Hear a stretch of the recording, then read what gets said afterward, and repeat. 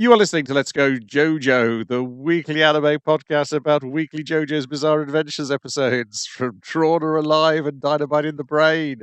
So come along and hang with the Let's Go gang. It's Dwayne, Howdy.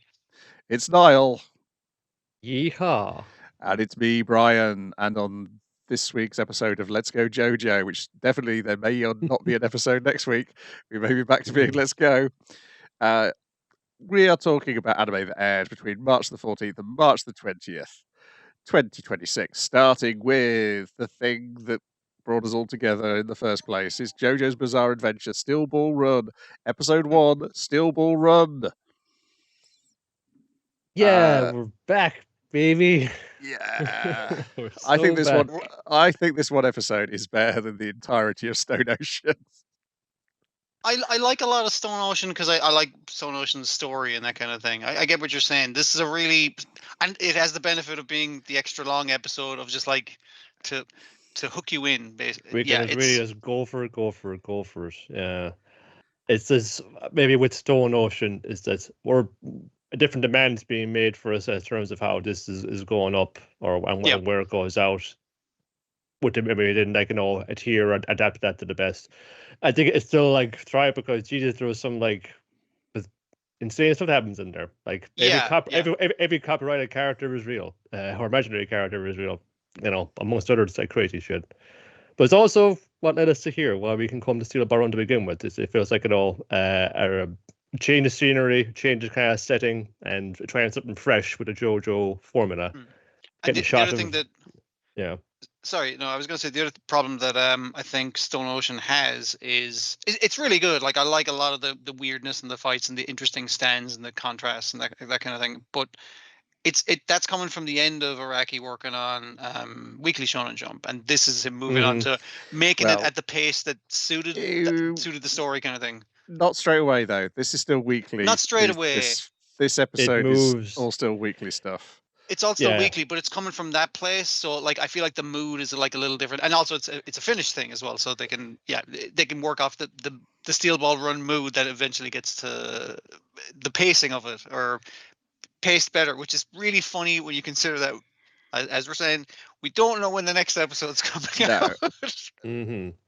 It's a weird one, yeah. And the interesting thing about this episode, say it's the double-length episode, but it's covering an entire volume of the manga. Yeah.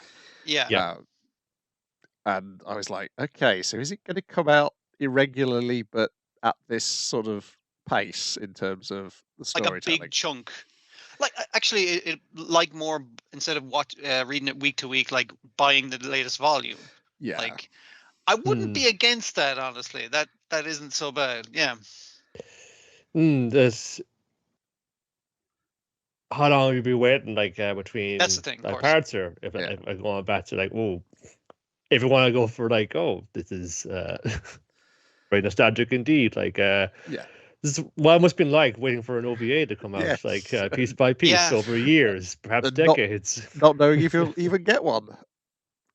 I think one of the things that like hurt Stone Ocean was like it being part of it being dropped in one big Netflix lump, and then part of it being dropped later after the interest had fucking died down and people weren't paying attention.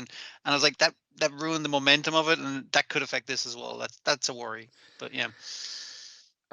They did make some changes from the comic. Is they specifically in this episode we hide the existence of stands. Yeah, but I mean, like that's true. We have one of our main guys mentioned. Is that the power or something like that? Is I think what he says. So if I recall, like like very early on, like stands don't come into it until just like shortly after this. So it stands a reason why they're not. Chapter 9 is when they show up because we get the hint of them because Poco Loco, Poco Loco, Poco is the little stop motion, not CGI little kid. Poco Loco, hears the voices. In the comic, a little scarecrow appears from under his horse and tells him these things in chapter 9. So it's like, that's not here. That's why I'm saying they're hiding the stands, is because they are hiding the stands. It was more obvious there was a stand in in the manga in this part of the story, at least for Poker Loco. And it But helps as well because obviously this is like a retelling of part one with like a wildly different setting and characters and that kind of thing, or versions of characters that we've seen before. So it's just like, and we hear the fucking noise. We're back to Hamon. It's just like, hey, Yeah, Hamon's back. the same That's sound nice. effect. You know. Yeah. But obviously, that Hamon bullshit does whatever the fuck I want it to thing. In the most fun way, is back. So you're like, oh, I guess they're leaving off stanzas. Like, no, but I like that they have obfuscated it a little bit. Yeah, it's more like, why can't we have both? And we don't need to like trap from there. Like, like when we brought in stands, then like, there was only one person who could use Ripple in the team, so you got like a push to the background. Occasional uses here and there, but yeah, you could do some wacky stuff with that. Now that and the stand, yeah, now I could do some real damage. Wow. First of all, though, we introduced to the first character we meet is Sandman, who's running away from his own tribe because he had White Man's books, which we see as a newspaper telling him about the Steel Bull Run race. They're mad that he has White Man's books. They're extra mad that he runs like a white guy, and goddamn does he fucking run is the other thing.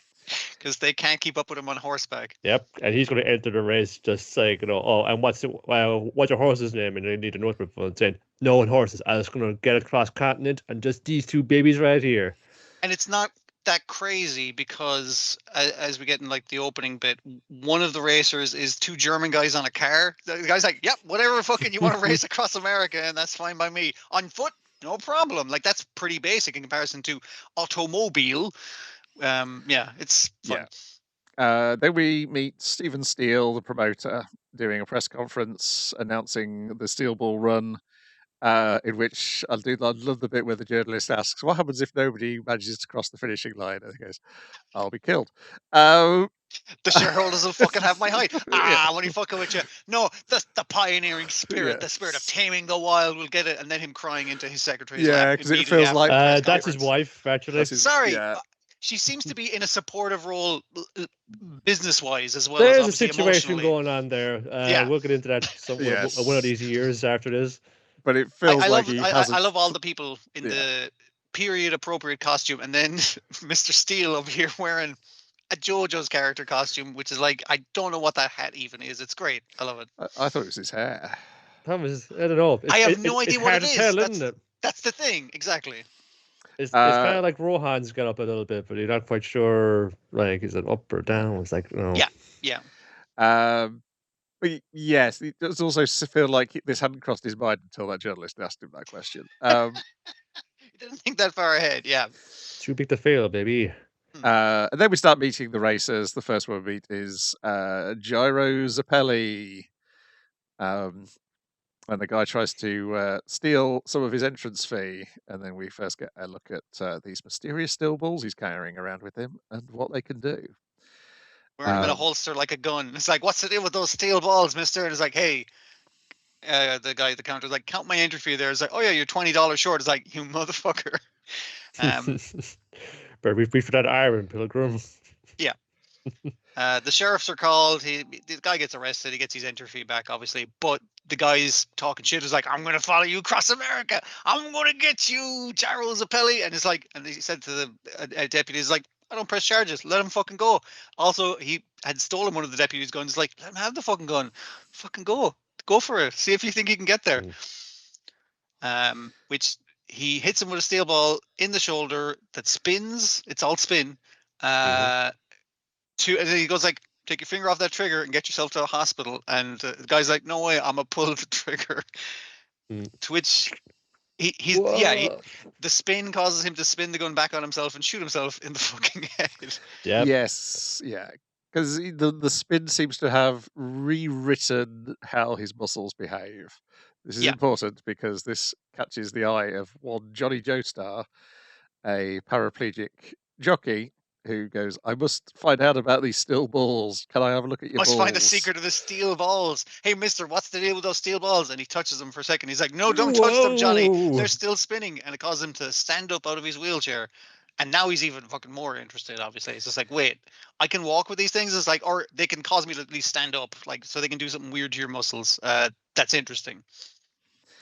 Yeah, I do love how so you've got Gyro who's after the money, but Johnny's motivation is to keep up with Gyro and to learn about the spin. I also like how because Johnny's the narrator, we learn by the end of the episode that that's not going to help him walk again, but he will Yep. become a man by following Gyro. Well, and it's learning to about spin. getting his pride back as well. Because he was a Yes. former champion racer. You can't fill into it, okay, because his older brother was meant to be like, the favorite champion, son of yeah. the champion, but then he died. So he took on the mantle, he did it. But he got cocky, he got pride, he got in front of somebody who was waiting like overnight to get tickets to a show, and he gets shot right in the back, right in the spine. That puts him then in a horrible, like, I wouldn't even call it a hospital. It's just like a fucking like a dirty bed, but it beat the shit out of you, and like this, like just throw you or something, they just throw you out. But no, it's like, seeing there's a way for me to do this now. I gotta weigh with horses. I gotta try and get back on it. And it's just gets it one like kind of gnarliest, crankiest horse that he could afford. He spent all night trying to get back onto it. Yeah, it's funny with that. Like from like, and again, I'm not like a horse guy, and the horses are so far fairly They're all- unemotional, but They're so all far hand drawn though. They're all hand. It's 50 Mhm. minutes of hand drawn horses. there's a Yeah, there's couple lots of of hand-drawn bits of horses. like CG, like for like some complicated. There's a nice The shot where massive shots of Johnny like does horses, it. yeah. Massive shots of horses. There's a shot where Johnny's turning on his horse, and it's like okay, that was a CG one because it's a bunch of awkward angles. But it was just like, yeah, a lot of hand drawn horses. But personality wise, I feel like this old nag that's very angry at this guy like hanging off his bridle and getting dragged through the mud. Eventually feels like pity for him or something like that, because eventually the horse is kind of like going down and licking him. It's like, dude, are you okay? Because horses aren't naturally inclined to step on you or actually hurt people. Though they are fucking crazy is the other thing. So it's a weird combination. Yeah, he ends up with like a part of a fence through his leg at one point during the day. Yeah. But he's got no feeling from the thing down. And I was like, you could still bleed out from that. That's And this is bad. where Gyro gives him like a hint of how the spin works. Yes. So he basically says, "Oh, you already know how to do it." Like, and he's Yeah, gets because the he horse does to give point him. out to him earlier. It's like, you got great muscle control, kid, but causes the spin to make him hang on to a girder, like, and not be able to let go. Yeah. So it's just like, you have good control, but you haven't got the hang of it yet. That's all. Yes, because he gets the horse to lick him one more time, and that flips him, and he spins and lands on the saddle. He's good to go for the race tomorrow. Meanwhile, Sandman's showed up and bought himself in with a massive emerald. The guy saying Keep he the needed white change. man's money was fine. And they all get basically have to give their name, the nose print of their horse, just so they know that they haven't swapped Because horses. you can't at any change a point horse. during the race. Yeah. And then they get given a number. The numbers are all very specific to the characters somehow. And the colours that they're going to put on their horses. So who do we meet? Yes, so Gyro, we should say, talks really cool, except for his ridiculous laugh. No. Yeah. He turns into like Brooke for a second there. And, Yeah. Also, ridiculous grill with his own name on it. Go Zappelli.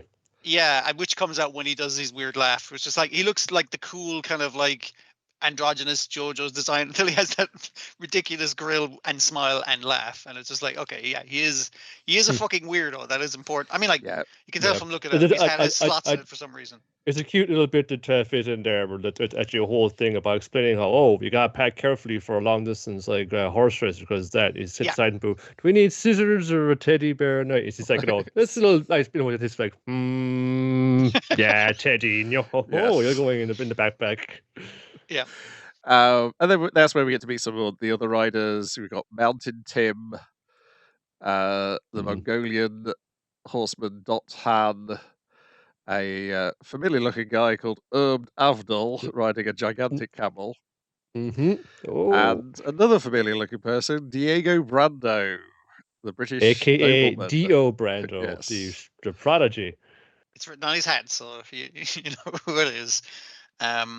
And that's where you also get our guy, is it Pocolo or Poco Poco Loco, Loco, he shows up he after didn't they've show set till off. Sorry, show yeah. till later because he's just Yes. chilling out in the field, just like Yes. doing other and saying, "Say, Pops, isn't it be great to just like lie around and count the clouds all day? Up, you lazy son of a bitch! From the guy got his job from planting the field for your man over there." It was like, Yeah. yeah, but like, one. But I read my fortune told, and apparently I'm just super fucking lucky, so I don't have to do fucking anything. And he's kind of like, as he's lying down, he kind of has a look at the newspaper, and he's like, "Pops, what did you say that job in the field that I didn't want to fucking do was again?" And it's like, it's the entry fee for this race. Yeah. So he's like, "I'm gonna do it, get paid, Yeah, that's- immediately leave and go to this race." Yes, that's the But flashback. he where he's- oversleeps, Yeah. and Yeah. as at the end of the race, yeah, or Um, at the start of it, yeah. At the start, yes, because he almost wins the blooming thing. Because he's extremely lucky. Yes, the initial part of the race is they're just doing a sprint, and the winner of the sprint will get a 60-minute head start and $10,000. Yeah, Yep. the first part is like what? It's San Diego to San I Diego. can't remember. Someplace really close. It's Anyway, going yeah. like San Diego to the old Spanish mission. Yeah. Something to that Not- effect. Yeah. Not that far, but the first bit's a sprint to kind of set the pace, and obviously it's a long distance race, so it'll be It's weird also to wear out your horse right it's now. also like to get all the punters in, all of like also follow along like the race routes, like by especially because like made race railway I've go to tires. You can all spectate while it goes. So it's getting all the excitement up for the big opening of the race. It's gotta be a big showcase. The reporter blimp I really liked because the dude was like giving live commentary, but another guy in the blimp was giving it by like semaphore back to the people on the ground, because obviously they don't have a wire up to him or anything. Yeah. It's nice to have the race commentary as well because they do all the speed wagoning. But Yes. It's always either fed into Johnny it. or them doing the speed wagoning. Yeah. So Gyro makes a break right at the start, and the initial conflict he gets into is with Avdol and his giant camel, where he uses his balls to lure the camel into cactuses. And then after Somehow. that, yes, Johnny's like, "Ooh, how did you manage to do that?" Yeah. Avdol continues to have the worst fucking luck. This version of Avdol, I Yes. assume like a Granda or something, time wise. I'm not sure the Yeah. time things are irrelevant anymore. No, it's not. But historically, is what I'm talking about. It'd have to be a we'll say relation. like the explanation is that at the climate conclusion of Stone Ocean, we're now in a different gotta cycle reset. of this universe. Yeah. So Yeah. it's the same but a little bit different. So this could be an ancestor of Except- Muhammad Avdol who Except we meet one in the 80s. person. One person is exactly the same, but that's two more series along. That's where we meet Poco Loco and we get his flashback, and he heads off to the race. He's fine being late because he knows he's super lucky. And then he always becomes like the main character for the second half of the episode. You're starting to root for him because he's doing he's just crazy, and everyone's crazy in this. Yes, and it doesn't. And also, like Gyro can't make sense of him because he must have like scouted the other racers ahead of time and is familiar. Well, with because what they threat were can be. there, and like he was late to the fucking race, so he Yes. hasn't had no time to look into this guy. Because Gyro runs into Dio. Dio's horse moves awfully suspiciously. I'm sure there'll be some sort of explanation for that later. Well, there's a very specific. Again, one of the things in this that I love is like you can watch this from the start, like you don't need to know the background. But if you recognize things like specific Worldo type sound effects, then you be like, okay. I think it's just like good racing technique and it's just making it appear that way. Yeah. Like he does do much later on, but anyways, it's also like having this opening bit as well as just you study like actual horse racing techniques, and it's just like so it's just like most of any kind of racing do, but just like you like drafting, where you like stay in like the air trail of the rider ahead of you, so you can like speed up ahead of them. So there's some of that going on, but he's just like literally like I noticed your horse like Valkyrie there, Gyro was like at every like 8th note of its breath it kind of drifts to the left, will lose a bit of momentum. That's where I can zip right past you. Everyone on the train going is like, wow, he's gaining genius. time, but he doesn't seem to be going any faster. How is he doing it? It's like he's using technique and noticing patterns, and even Gyro kind of going to his horse like, you didn't fucking tell me you had a tail. It's like, I'm going to use that to my advantage with steel balls, and it's everything steel balls with this guy. Yeah. Yes, he manipulates his horse's muscles so that Valkyrie can leap into the air and destroy the bridge that him and Diego are on, leaving Diego stuck on the other side of the bridge while everyone else just, because it's a dried out river, just goes into the river. And then meanwhile, a bunch of other people have been following Sandman, thinking he knew where he was going. And he does, but it's just not necessarily useful to anyone on horseback. No. And so they're stuck on a ravine, and they're like, "Oh, okay, we're not going to make that leap." But Poker Loco's Like Sandman could leap across and climb up, so he's "Yeah, grand. I'm lucky. I'm going to make that leap." He does not make the leap, but luckily Sandman gives him some advice and says, "If make your rope into a lasso, hook a rock. If you're lucky, you might make it." He does make it because he's super lucky. As later on, a little voice continues to tell him, "Just do it. Just do what you're super lucky. You just take care of this." Burn thing." them all, Poker. Oh, actually, yeah, the fortune teller that told him this is again a very Enya. familiar fortune teller. Yeah, except she doesn't have the two right hands. I guess that's a genetic trait that would be developed down the line. This cycle in the universe say it's a psych corrected that, you know. Yeah, yeah. Give her a second chance, or no, like an infinite number of chances to get it right. We should also mention, it doesn't really come up in this episode, but it was mentioned that there's a German baron who's been allowed to do the race in a car. Yeah, they get taken out very early because yeah, they realize, yes. wait a minute, cars are in a super early inception. We can't really drive across America with the little amount of fuel that cars run Really, on like this 400 stage. yards per Yeah. liter. It's not going to get us across country, is it, sir? Well, I guess we'll just go home then. So then, Sandman takes another shortcut. Gyro decides to follow him through the forest, and will take his own Poker shortcut Loco through the rides forest. in. Poker Loco Poker Loco just rides with his in, but his eyes eyes closed. Yes, Johnny follows Poker Loco. And yeah, Poker Loco is fine through all the way through until Gyro deliberately splits a tree in order to hit him with a branch. But he is so lucky. He is dragged along by his horse and manages to pull himself back onto the horse. And this is where the voice. It's luckier because him being dragged along means he couldn't have hit any more branches. Well, Yeah. he's His already horse could fallen just- off. He can't Yeah. fall off any more than he already has. So he just gets himself back on his horse and he's doing grand. He's still in the race, folks. That's more like less lucky, more like a glass half full situation there. Yeah, but we'll yeah. take it. We'll take it. Because what gets more lucky for him is when he starts surfing down the last stretch on a dead cow. Yeah, it looks like his horse takes a tumble because again, Gyro is cheating. The vibes I'm getting from Gyro, right? I know it's racing thing and stuff. Is like, is he Dick Dastardly? Like that seems to be what he is, at least in this first part. Because he's like, I have a clever plan involving steel balls, and he keeps talking to his horse like it's Muttley, which the horse doesn't respond. It's a horse, but like the horse is in on it basically. He's got a reason for being here. Yeah. He wants the money for a reason. But he's determined to achieve that goal, and he Through will always dastardly work whatever he means. has to win this fucking race. Like he Yes. knows horses, he's good with them, but you know, we're allowed to bring guns into this race. That's all perfectly fine. Like they all signed a waiver ahead of time. Gotta And protect any the Second racer, any Amendment, racer who that's- retires, they get their medical costs provided they don't get killed. Yes, because it was the Steel saying, "Oh yeah, they're allowed to do this because of the Second Amendment. They can bring weapons with them," and that's the thing which prompted the journalist to ask him in the first place, "What happens if nobody finishes the Yeah. race?" Because it was one of the things of like, is this just like a money making scheme? Because the entry fee is like, what is it, like $130? Like, it's a lot of money back then. $150, yeah. It's a lot of money, and he's just like, no, they get full medical expenses and everything. Like, so it's totally legit, and also you win prize money at the various stages of the race. So yeah. Yes, and then we get Gyro giving us a little science lesson about Bernoulli's principle. It wouldn't be JoJo without it, would it? Yeah. Which that allows him to cross the finishing line because he basically makes a sail for himself to make the horse go faster. Makes a sail of his own. Is that a cape or a poncho? It's more like a cape, I think. It's a cape. Yeah. It's a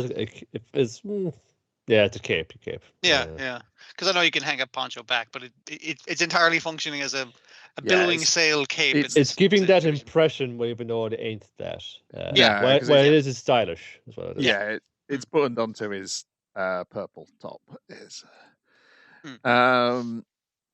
Yep, and then we get Johnny's final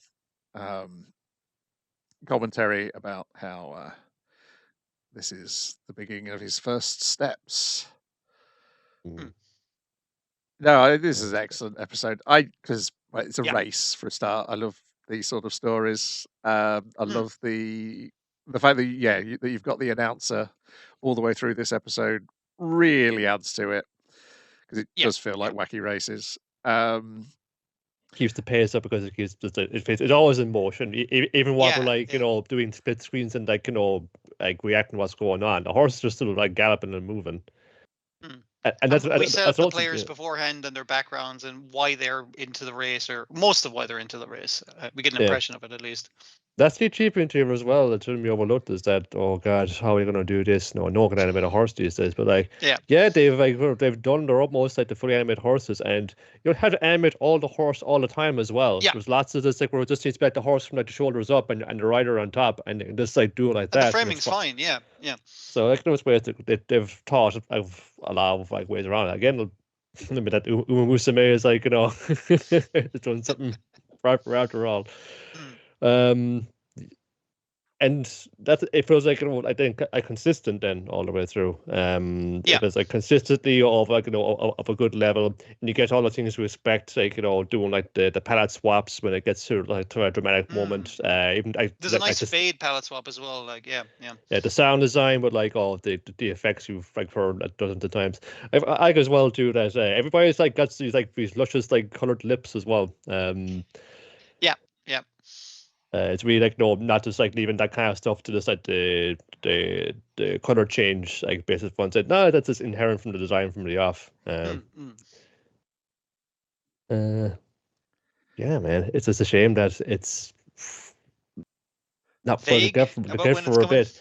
The feel of it where it feels particularly with Giants kind of closing little bit there, it feels it's just kind of a double length episode 0, even though it is the start of the story. And are we going to get it more in a regular sequential manner later? But maybe to try another model as well, where it's just we have this installment of it maybe once in a while. When it's done, it's done.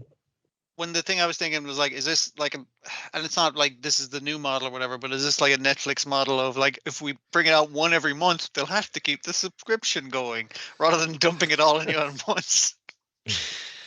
I don't know. It's strange anyway. It seems like an odd choice. It's literally the only problem with it, because I getting back to it, I was like, oh, man, I hope they can do it. I hope they can manage the horses same as yourself, Niall. I was like, but then it's it's handled with such they know what the fuck they're doing. It's really just quality all the way through. It's putting those old cowboy boots back on again, and right now it's going to be familiar with what their fucking house was built on. They're want to get back to it.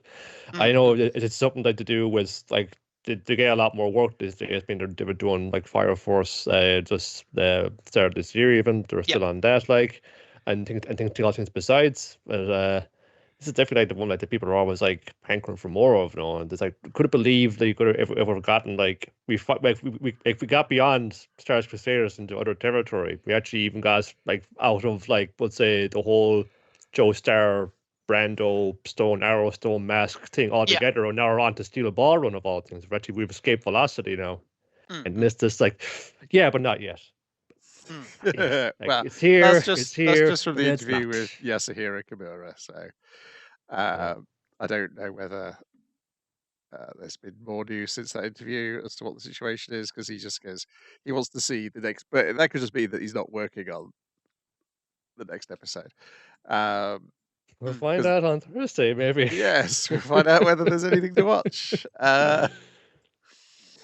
But yeah, good start. I really enjoyed it. Then we got Detective Conan episode 1193, Kid versus Hakuba, the Azure Throne, Part 1, in which Sunoko's uncle has got another harebrained scheme to trap Kid. This time he has built a clear room off the side of the building with the throne in, and he's figured out what's Kid's big weakness is humidity. So Yeah, we've that's Kid's one weakness, humidity. yes, No, it's Yeah. so simple. That silk cape that he uses to glide out of the place, and I've dangled off a glass box off the end of a building, so there's no escape once he enters the room. But he could glide out. No. What if his cape was humid? Then he'd be fucked, wouldn't he? Like that's his plan. yeah. Also, his disguises fall off when it's humid. Yeah, they don't have the same adhesion, and we find out eventually the plan was to trap Kid in there, cart the entire glass box off with a helicopter and drop it in a swimming pool, and then catch Kid as he's trying to swim the fuck out for his life. Which was like, all right, that was an extra layer we didn't get in this one, but yeah. Also, at the start, we got Sunoco obviously being a Kaito Kid fangirl and being reminded that she has a boyfriend, and Sunoco's like, "Okay, Ran, what about where's your boyfriend?" Oh, yeah, we text all the time, and it's like you need to be dating because your Yes. guys are dating. Maybe you And should it's find like, another guy. The best sort of there guy was for only you a would beautiful detective. Yeah, Yeah. like that's the kind of guy who Oh, would make him jealous. hot Yeah. detectives If in only your there was- area. Is there Yeah. any of those around at all? Like a You'll Sherlock talk to him, Holmes wouldn't type, maybe? I don't know. Yeah. He's got a pet hawk. Hawk not in this episode. I've heard of Yeah. peacocking, but this is ridiculous. So of course, nothing goes simple for Kid or Conan, and there is a murder occurs when Kid is about to try and steal this throne. Well, he's already going to give up on the throne because he's not the thing he's looking for. And it ends with him and Conan stuck in there with this corpse, and he's like, "Of course, I didn't shoot him. You know me, Conan. I wouldn't murder anybody." And Conan, so you gotta help me out, buddy. You gotta cover for me. And Conan's like, well, maybe you shouldn't have done all those fucking crimes if you didn't want to get caught for this other crime. And he's like, but I didn't fucking do it. You know I wouldn't do a murder. It's like, it's not in your MO. So I am going to help you out. Known criminal, Kaito Kid. yes, but you got to do me a favor. And so their amazing plan is that Kaito Kid will disguise himself as Shinichi Kudo. And so Who therefore, Conan called here to catch yes, catch our criminal, but there's a note left on the thing. I presume just hastily scrawled the thing. Is like, this isn't the jewel I'm looking for on the throne. So he's like, Kaito Kid had already been here, and then we came in too late to catch him, and then the shutters closed, and yes, it's a whole thing. And it's the setup of the room is how they get.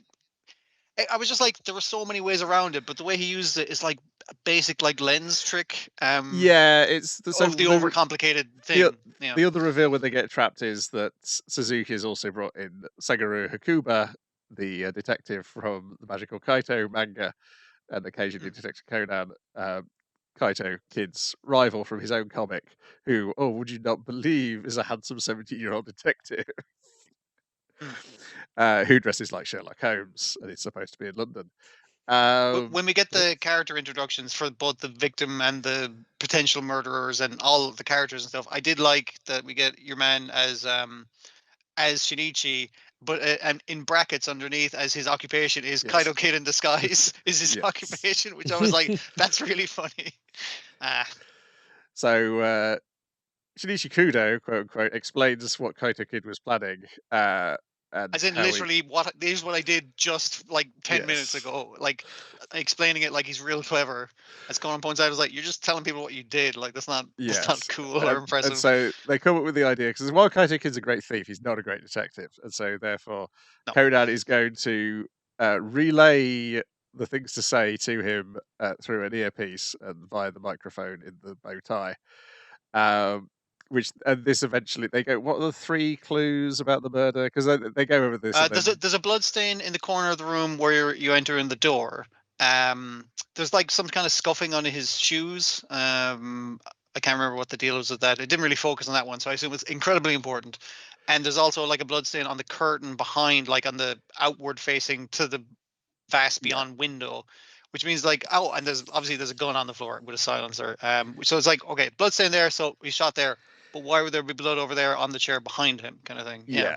The other suspicious thing was that he was coughing when he came in, supposedly because he'd been to karaoke the night before, according to. And these are the guys who set up this safe room type situation. Who like they're wearing like overalls, so it's like, so we can't get the moisture that is Kaito Kid's weakness, and they're going like, and there's a bunch of other guys in the full like hazmat fucking shit. And I was like, any of those could be him, but I assumed up until that point, Kaito Kid was the guy who was like his boss, who wore the fakest looking fucking hair, a stupid looking mustache, and it was just like, and then it's like, oh, I lost my voice, and it was like, that seems very suspicious. But no, that was the guy who got murdered, so it 100% wasn't him.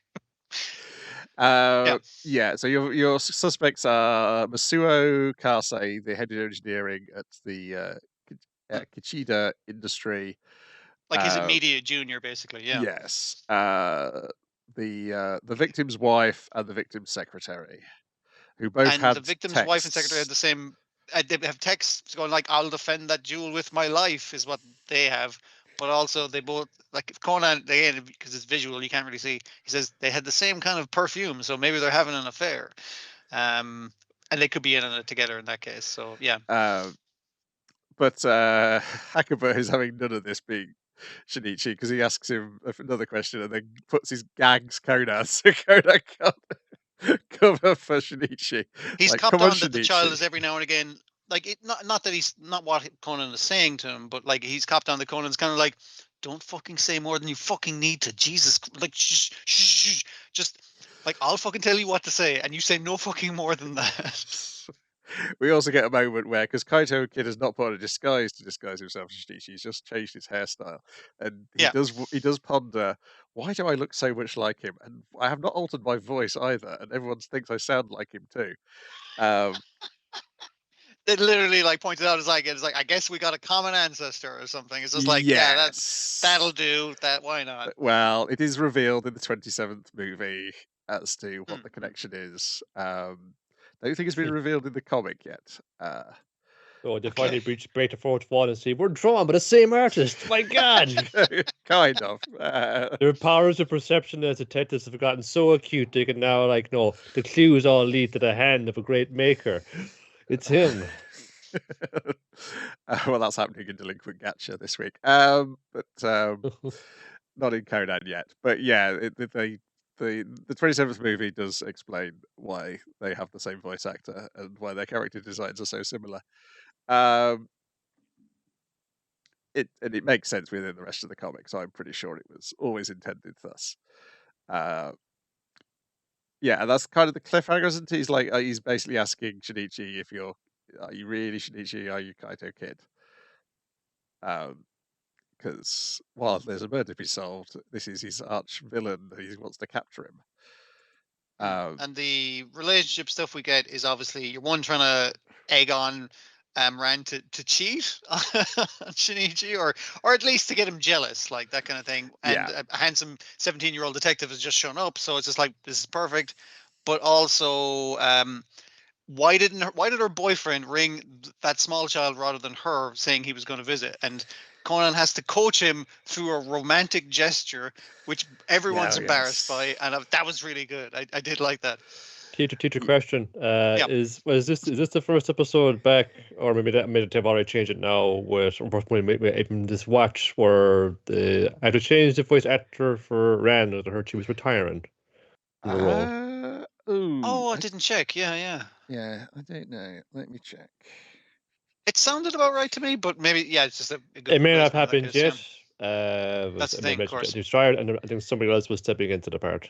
No, this is the first. This is the first episode with, and I believe we know this voice quite well from many things we've watched. It is the new voice is Akemi Okamura, the voice of Nami from One Piece. Yeah.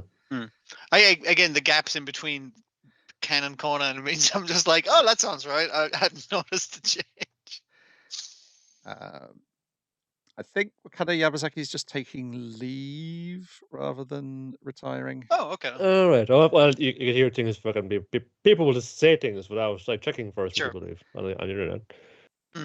But I heard you say no. That someone else was taking over. However temporarily it might be. Yeah, but no, I couldn't really tell the difference. Though to be fair, she doesn't get all that much to say because there's a whole little bits like there's a whole bunch of gobshites in the episode.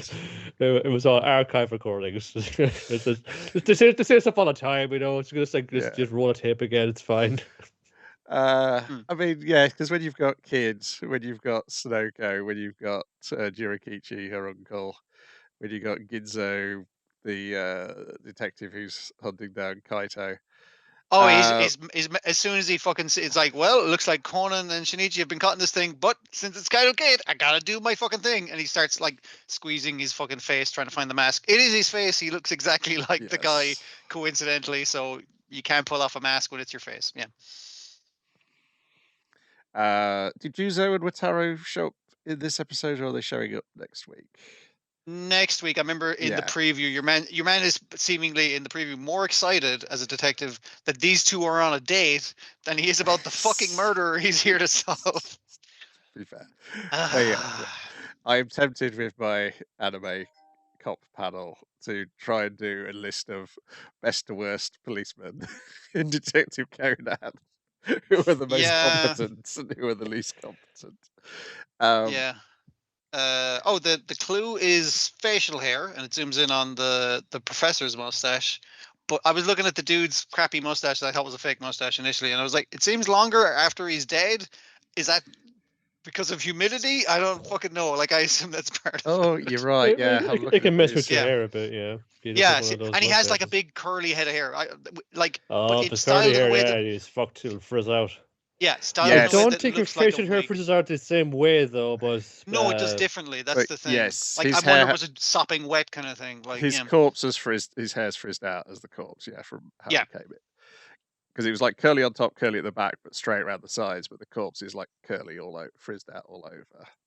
One of the things that Kaido's like egged on into saying is a potential victim or a potential murderer is like, maybe he killed himself. He's the only guy in a room. Like, and it's just like, and your man's solution to that is like, the gun had a silencer on it, and that would be more difficult to shoot yourself in the head with. And I was like, that doesn't mean it's impossible to shoot yourself in the head with it. Like, come on, man. I know, but he knows it's Kaido Kid from the get go. He's just trying to fucking catch him, basically. Yeah.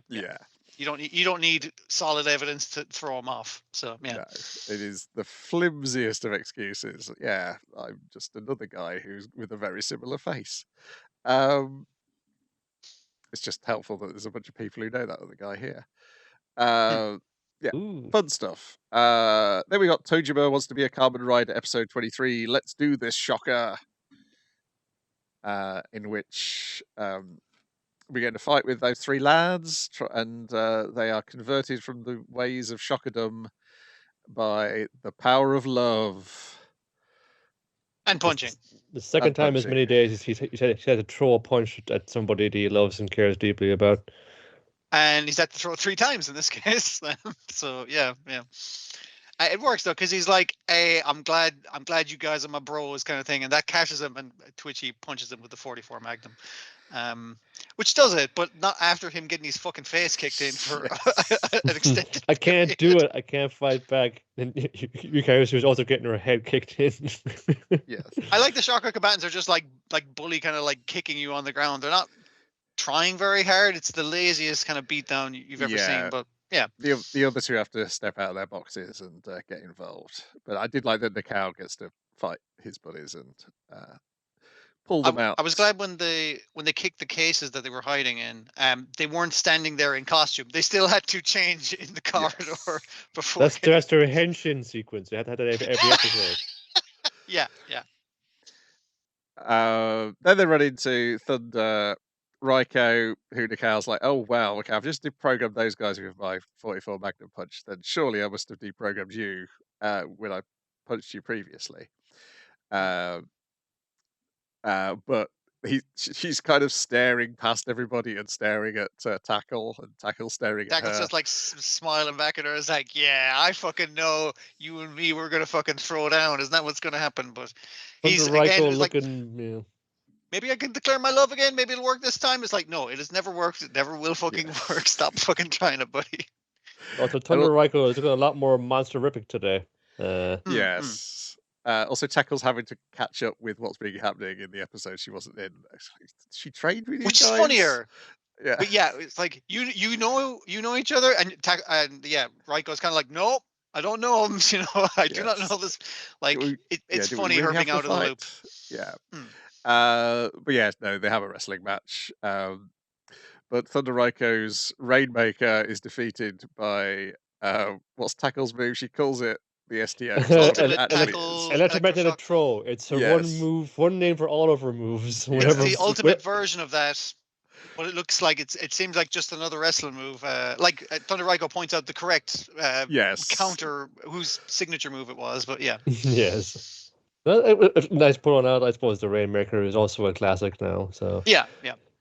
she's got a wide library of moves, that lady. And she's nearly thrown off by like when she was about to drop kick a Tackle at one point where your man hugs her, bloodied and beaten, and just managed to give her a hug. It's like, I knew it. I knew and he's like, your love of wrestling would deprogram you. And she's like, shut up. No. I have learned a thing from you though. I do like wrestling. So it's like, is she deprogrammed and just likes fighting? Yeah, Possibly. she's learned Like, that that's the she can get stronger through training, and that she Yeah. doesn't need to be turned into a monster to get more powerful. Yeah. And then once she's defeated by Tackle, she returns back to her human form and ponders on what lessons she may have learned as everyone goes off to execute the plan. Meanwhile, the cow gets back up again because he's fucking says, "Okay, I've failed my buddies. I'm fucking Jesus. I'm gassed. I'm done." Thunder Raiko was there, gets fun, beat it up by her and said, "Okay, that's enough. I'm done." And he's still there. He runs in with them when they're trying, to get into position. But this is just like, wow, like he keeps saying, "Oh, Mister, this broken down 40-year-old man, I just haven't got the stamina to jump." Oh yeah, totally. I'm in the play. So keep these 11 Tuesday. There's always a good like a second act for you in the cow. Let's see what he got. Toughness isn't like not taking damage. Toughness is getting back up after you do. And he's tough as fuck. Rocky Six speech. Exactly. Meanwhile, the two idiots on the roof are questioning the need for a plan. They're like, why don't we just fucking... Oh, he's trying to keep us out of all the fun shit. We should just bust in this there is now. Boring. We're doing nothing. Spider-Man shows up in the roof. Is like, how about you fight me? And they're like, oh fuck, let's go. And he's like, I'm just fucking with you. No, I'm not here to fight. Although there are a bunch of Shocker combatants on the roof now, so you're probably gonna have to fight those guys. All right, bye. Spider-Man's out.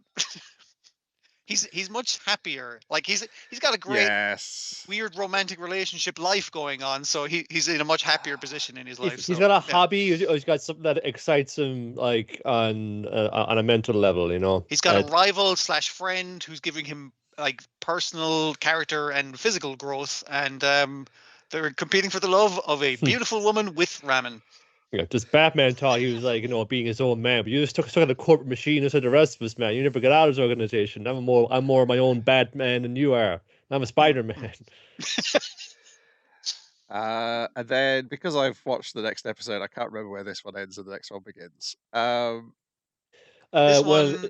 It comes on like it seems like they're going to like as the Grand Plan, they're opening like the roof for the stadium to let them do something again. Here comes Batman. Now he's going to do some whole thing. We've already played through our one bit of animation dancing that we've done. We're leaning on that really heavily, but you can just say they're doing the same song. That's what goes with it. They can get away with it. Yeah. Just before like a Batman can pull the trigger and get these things off vampirize, a fire breaks out in backstage, and then everybody please evacuate in a calm manner. Like we're getting used to the back of the calm manner phone saying the guys are all there fun, go.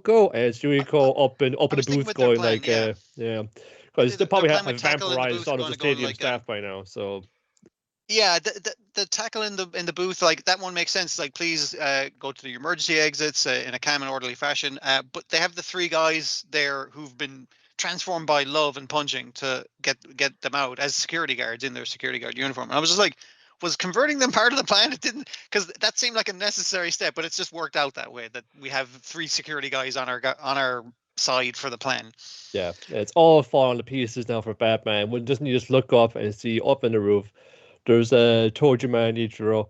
It's just their fun, fulfilling like childhood dreams. Where you're going to jump down from the roof of the stadium, or going to do the double rider kick, the nail landing, and just get him right in the face and get it there. And go land on the stage with all their friends and do cool poses and fun, saying, "Let's do this, Shocker." And Batman's obviously furious. It's like, you've ruined my brilliant plan to convert 50,000 people into Shocker combatants. I'm pissed, and that's where it ends. Like basically, on the on the thing of the people are safe, but the fighting's about to get going. Yeah. Big fight for all the bananas. Yeah. Yeah, and you got the full lineup, like when it's a Kamen Rider movie and they bring back all the other Kamen Riders and they all get to fight Yeah. to Frozen. face the big bad. Mm-hmm. Yeah, last episode next week, which is called I Wouldn't Yeah. Mind Dying Today. It's somebody got to carry forward that yeah, it was a good run, you know. It would not be so bad to go out like this. Then we've got Trigun Stargaze, episode 22, Martyr. Less good ways to go out like that. But that they're sticking with the plan there. Now to stick to his final plant graft, he's going to achieve his final form or his full power off of this. The guys, well, Ellen Deary mostly going man, I hope he's happy after this. I wonder he's doing all this. If he's actually happy while he's doing it, because that's what the best for him. He is our Lord and Savior after all. Question what's it all for, Navs? Hope this all works out for you.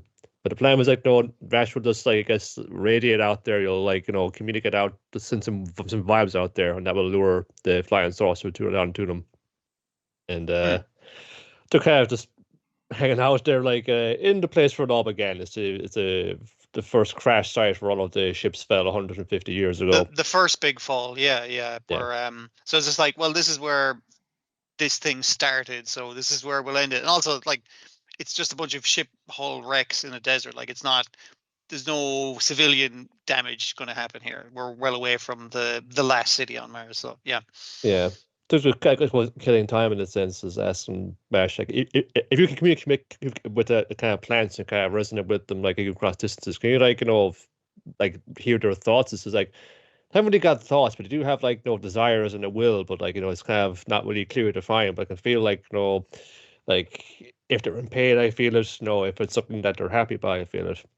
It's I wonder if now is the plan to know if we're ever to kind of relate to him, or it's and it's kind of the question that no one, including Knives, has not fucking asked. It's what do the plants want? It's what do they want? We haven't fucking asked them. So yeah. It was have that shit flying sorceress here.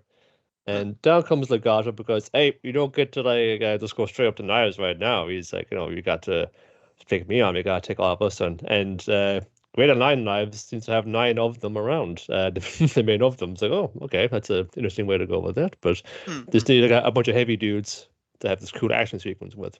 And Legato's got a fancy gadget there. It's sort of. I was trying to figure out how to describe the fucking thing.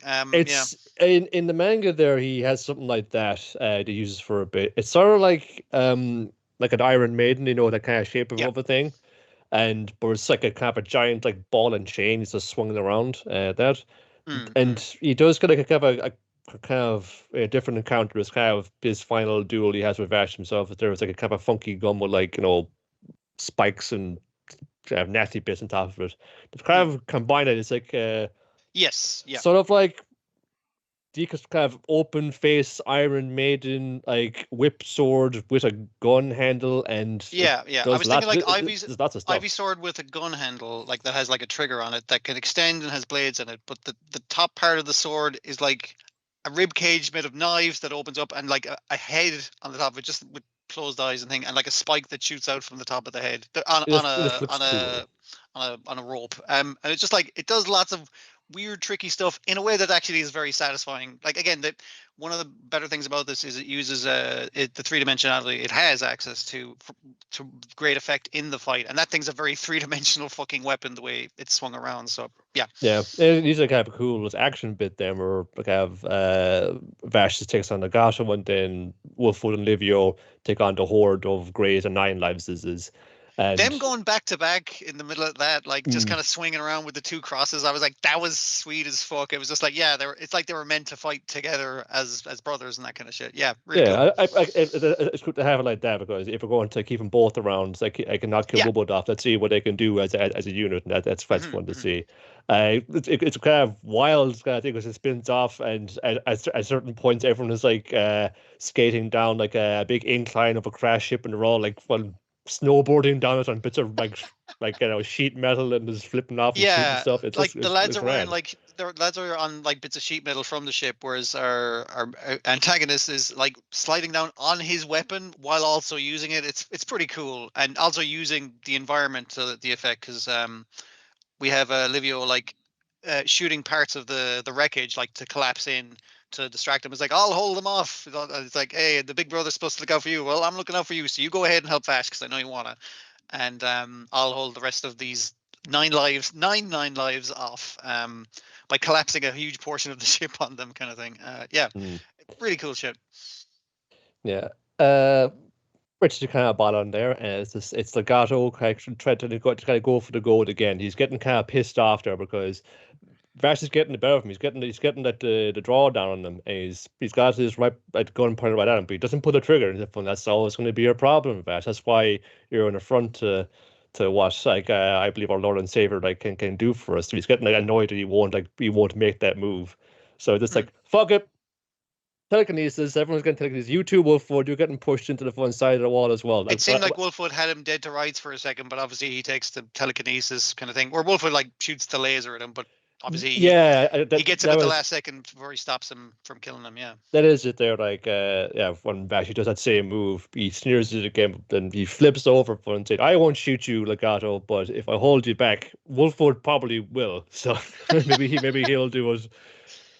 Or force you into something, which he does, and then they get both telekineticized and is laying out like, I just want you to be happy because like our cult, I have Michael who worships Knives. We have two gods. It's like it's you and Lord Knives. Like we need both of you to be in alignment, otherwise the whole thing doesn't work. A belief system, like he kind of lays it out like the reason I'm mad at you, Vash, is because obviously I worship Niles, is great, and I have a second god, fantastic, that's brilliant, and it's like. And he's making the first god upset and angry. Like, have you ever considered what your brother feels about this? And Vash is like, oh yeah, I guess I'm not really considering plans or my brother's feelings or that kind of thing. I'm kind of like doing what I want to do. So he's laying it out for him. He's just like, come on, man, you got to work with me here. So the way I need to fix you is I'm going to manipulate your muscles. The only thing you can move is your trigger finger. So you have to shoot me. You got to shoot me. You got to shoot me right here in the head. I'll aim it for you. You just pull the trigger and then you'll be purified of all the fucking the notions you have, basically. Yeah. You might want to do that. I'm strangling Wolfwood. He's like gasping for air. He's getting tugged like he's strangled on the other side of the cliff here. Like you might want to do it. Come on, do it, man. Do it, man. Do it, man. Then like whatever his own when that trigger was pulled and the bullet is flying through the air, you see like the thing you're like as the bullet's flying like go hit him right between the eyes, sees reflection of Agato's face as like his face lights up in a smile.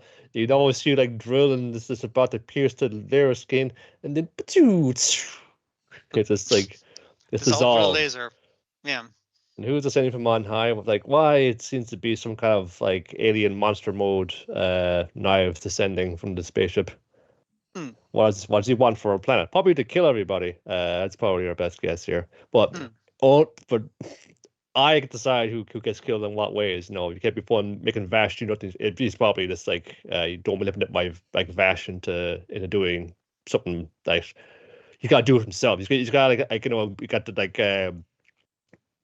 work on that emotion himself. You can't physically hold him down and force him to it. He needs to come to that conclusion. He has to believe basically. it. Yeah. And I like that because it's kind of like he's talking about his God and his faith and like laying it down and kind of like not quite convincing Vash, but like making Vash go like, yeah, I haven't really considered other people's perspectives. Like the conversation earlier talking about what did the plants want, and then literally that same God descends from on high in his final form, kind of thing. Yeah. So yeah, he's like he's going at the rest of them was saying, oh, you should brush up on your Earth history, you know, like this was a guy's hand has some sort of very incendiary like Christian text there, probably very fire and brimstone, like you know, and it's like, yes, this place would be my Golgotha, where I'd be crucified upon the hill. For our Savior, for our Lord and Savior, now he's really kind of you can see where he's really kind of buying into the real. We'll all be saved. We're all going to heaven, lads. Wait, if you only just fun torture and kill each other, we're all going to heaven.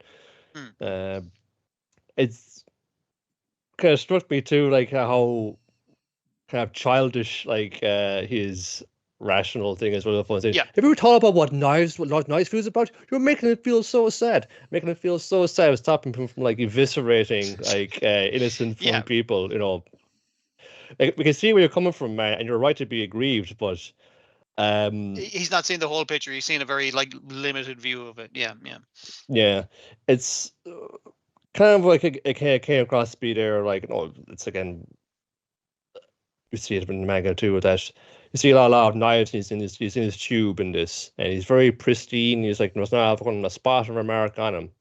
Then you see like Bash just like just putting his jacket on, and you see like Scared up to fuck. Yeah. he's actually had to like go out there and endure fucking massive ordeals and trials for his principles.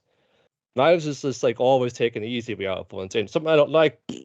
Cut its head off. Done. He's never actually had to like suffer for his ideals. Basically, he's grappling with this like moral quandary and how fun. No, I am right. They've done an injustice to our people, but he's never actually ever had to like properly struggle for it. He's never actually had to like suffer the consequences of like setting up for those principles. You know, he's always done that. Even in the last episode when he's given the kids the talk about the blank ticket to wherever they want it to be, he's talking about is like, and you'll be okay with the sacrifice you have to make along the way, and him kind of looking at his own lack of hand and like closing his robot hand and clacking together. It's like he's went through it, man. He's been through the fucking ringer. Yeah. I just think it was like, Bash does that from, look, man, this was a fun cycle of violence now. And you were just a kid when it happened to you, and it's like, can you see this is perpetuating it? And saying, yes, but maybe my violence will stop it all. It just sounds like, she's still a child's logic. While they're both like 150 years old, Vash is like vastly like more mature in his outlook, just from being around. And but also fun people, just all this like dramatic like things happening now and then. Like at some point, Myrtle and Melia have stuck onto that flying saucer and going to do some shit because they're kind of just watching. Shame we kind of like sit by the sidelines, just kind of watching right there. As just like, and then Millia's just going, look, probably like maybe just it's hovering really close to the ground on that ridge. It probably just hop right down. It's like, what? What'd you say? What? What? What do you say? What? Man, what? It's so close to that fucking sand dune. We could probably just climb on it and like what? Like what? It's like what? Yeah, you could guys. You could do something. That would be great. Really helpful.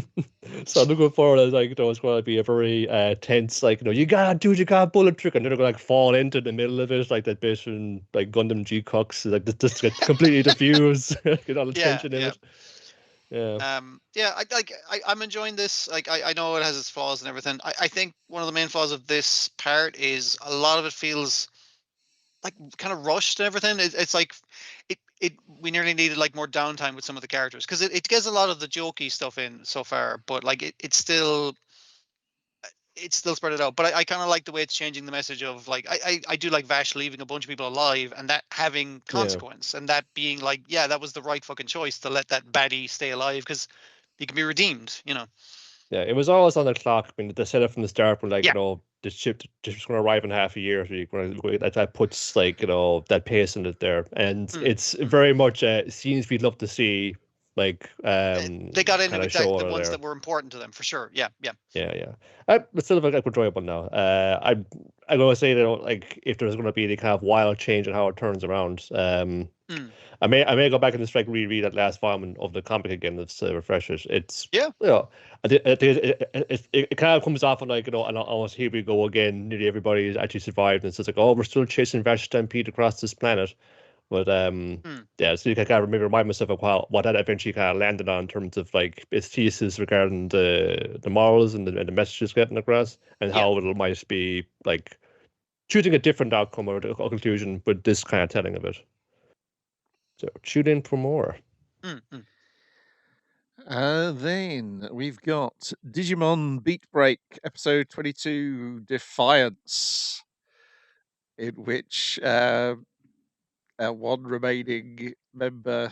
Well, I guess there's two remaining members of. There's two remaining. Yeah. Well, there's Hotaruko under the dominance of Sergeant. Like he's Naito. Raito is a genius kid. He's Naito. Yes. There's also a Kaito. So just to further confuse things. Yeah. Yeah, she's been sent to kill Granite in his sleep. That is fucking, the way she's going about it is fucking horrifying as well, because she's getting the little clam to go like, "Are you sure what this says, the clam?" And it's just like, yeah, go for it, and like envelops his sleeping head in water, and it's like he's just gonna lie there and fucking drown, because it's not like you can pull away floating water. I was like, Jesus Sleep. Christ, Sleep now. terrifying stuff. But but she can't Um, bring herself to go through with it. no. Is it at this juncture then, or shortly after, where the 5-star turns up, the kind of, the Genki one who was like, "Oh, I'm so Genki, but I'm very, yeah, I'm no, very first- cool." it's after, because your Yeah. man, what is his name? Granite, the muscly dude. No, with the that sand. Naito. he's nice. Yeah, see, I too many similar names. He shows up and is like, "I see you failed to do the mission. Well, I'm here now." Like, he shows up first, and then one of our 5-stars shows up later. He's only shown up to fight Kyo because he's mad. Yeah, when Kyo. he he has one fucking job here. Like, I want to fight that guy to prove that I'm the best and he's not the best. Yeah. And this time actually, Kyo he doesn't like de-escalate it and say, "No, fuck this guy. Actually, I'm going to go in and take him on. I'm sick of his shit now." He just like follows him. "Yeah, just fucking do it." So that leads to the rest of them then to deal with the 5-star when she turns up, because remember there's a bounty now put on Clay and all his organization, so they're a fair game to get hunted in. All the Team 7 guys are up for the chop, and we've converted one, and the other one has refused to murder him. Therefore, we've converted 2, so we have to defend them now. Yeah. Yeah, what's her name? I'm trying to remember what her name is. It is Honoka Sakai, the Honoka the Abyssal is her. She's got really weird Digimon where it's all made up out of spare action figure parts. Yeah. One of those Mar- mix and match arms and whatnot. yes. It's Marine Chimeramon. Ah, okay. I'm not sure I heard the name of it. It's just like, no, but that it's never what it is. And very to the point with Digimon names. Yeah, she fights them, but then everyone else helps join in to protect her, and it's like, we can't beat her. She's got a, I'm trying to remember the leveling system, ultimate, like a Yeah, level higher yeah. than what they have, but like they have lots of guys and the power of Yes. friendship and also lasers. yeah, so, and also she's allergic to the power of friendship. Not as a joke. She literally is allergic to it. She starts sneezing. and has to And they're run like, away. was that a bit? Like, we don't understand. It's like, she's like, "Gross, you guys are working together. I hate that. Ugh, I gotta go." I just got bored and just she's stretching time just like this to leave it off and just not bother with it at all. For the Hotaruku, this sort of like showing like the trap you fall into, this like, "Oh yeah, I joined the military. We'll pay for your college education. You know, like you can be a researcher like you always wanted to. You just work so hard. Okay, so when do I get to leave the army or leave this like special ops unit to go to college and be a researcher again? Oh, I'm sorry, you don't get to leave. You got to go off and There's another mission. Your job here is to execute your former colleague in his sleep. Yeah. And then you get to go to college, maybe. And it's the thing of like, we get her thing of like her Digimon manifested. Well, she was being a young researcher, but that kind of scuppered her career a bit. Yeah. With that kind of thing. So do it for her mom, like her mom and her dad before he passed away. They worked hard to support her, so she wants to repay the favor to them. She feels indebted to them that way. Mm-hmm. You have to kill. Yeah, so they all decide, we're going to go and help Kyo fight that guy because he's teleported them, of course, into yet another dusty part of the ghost world. So he can use his sand powers once more. And this time he's creating sand clones. Like, again, this guy's like, "I can grow my arms back." It's like, don't get your arms chopped up in the first place. That makes you look cool. I can make clones. I was like, that just makes you look weak. It's, what's the old thing? Like, one ninja is a deadly opponent, whereas 20 ninjas is like cannon fodder. That's like a bunch of fucking sand guys is like, all these guys are going to get fucking plastered, man. You're gone. You're done. And then he gets so mad that when everyone else shows up, he creates a giant sand hand. Everyone's like, "We got to run away from this," and Kyo's like, "Oh no, we got this sorted now. We can deal with one thing really easily." Whereas Samimon's really great at dealing with one thing. And so he does. It's hard to sword lots of things, but one big hand, I can sword a big hand. Yeah, that's grand. Yeah, and then is this where Hotaruko, goes and gives him a slap? I quit. And yeah, the pair of them are going to go to the mirror world and try and find Naito. Well, where they should look, I think, is next week's episode, judging by the description. Yeah, I guess they all should all be arrested though still, because they have been kidnapping people, and they are. She is an adult. Granite, Yeah. perhaps.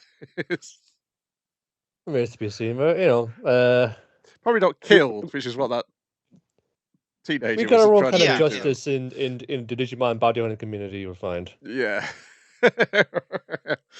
Instead of getting arrested for your Digimon related crimes, you can just become a Digimon bounty hunter, for example. Yeah. Yeah. That I mean, obviously you're on her side because it escalates to them just going, "Oh, the bounty involves we're allowed to kill you." I thought that's a little harsh. It's a lot of money. A lot of money. Hey! When we were taking in people's bounties, we were just selling them on the black market. Like, we were just human trafficking them. We weren't killing anyone. Come on, there's morals here. Yeah, I mean, like, they weren't profiting from it, but like, still, yeah, what they were doing was completely fucked up. Yeah. Yep. So I think possibly.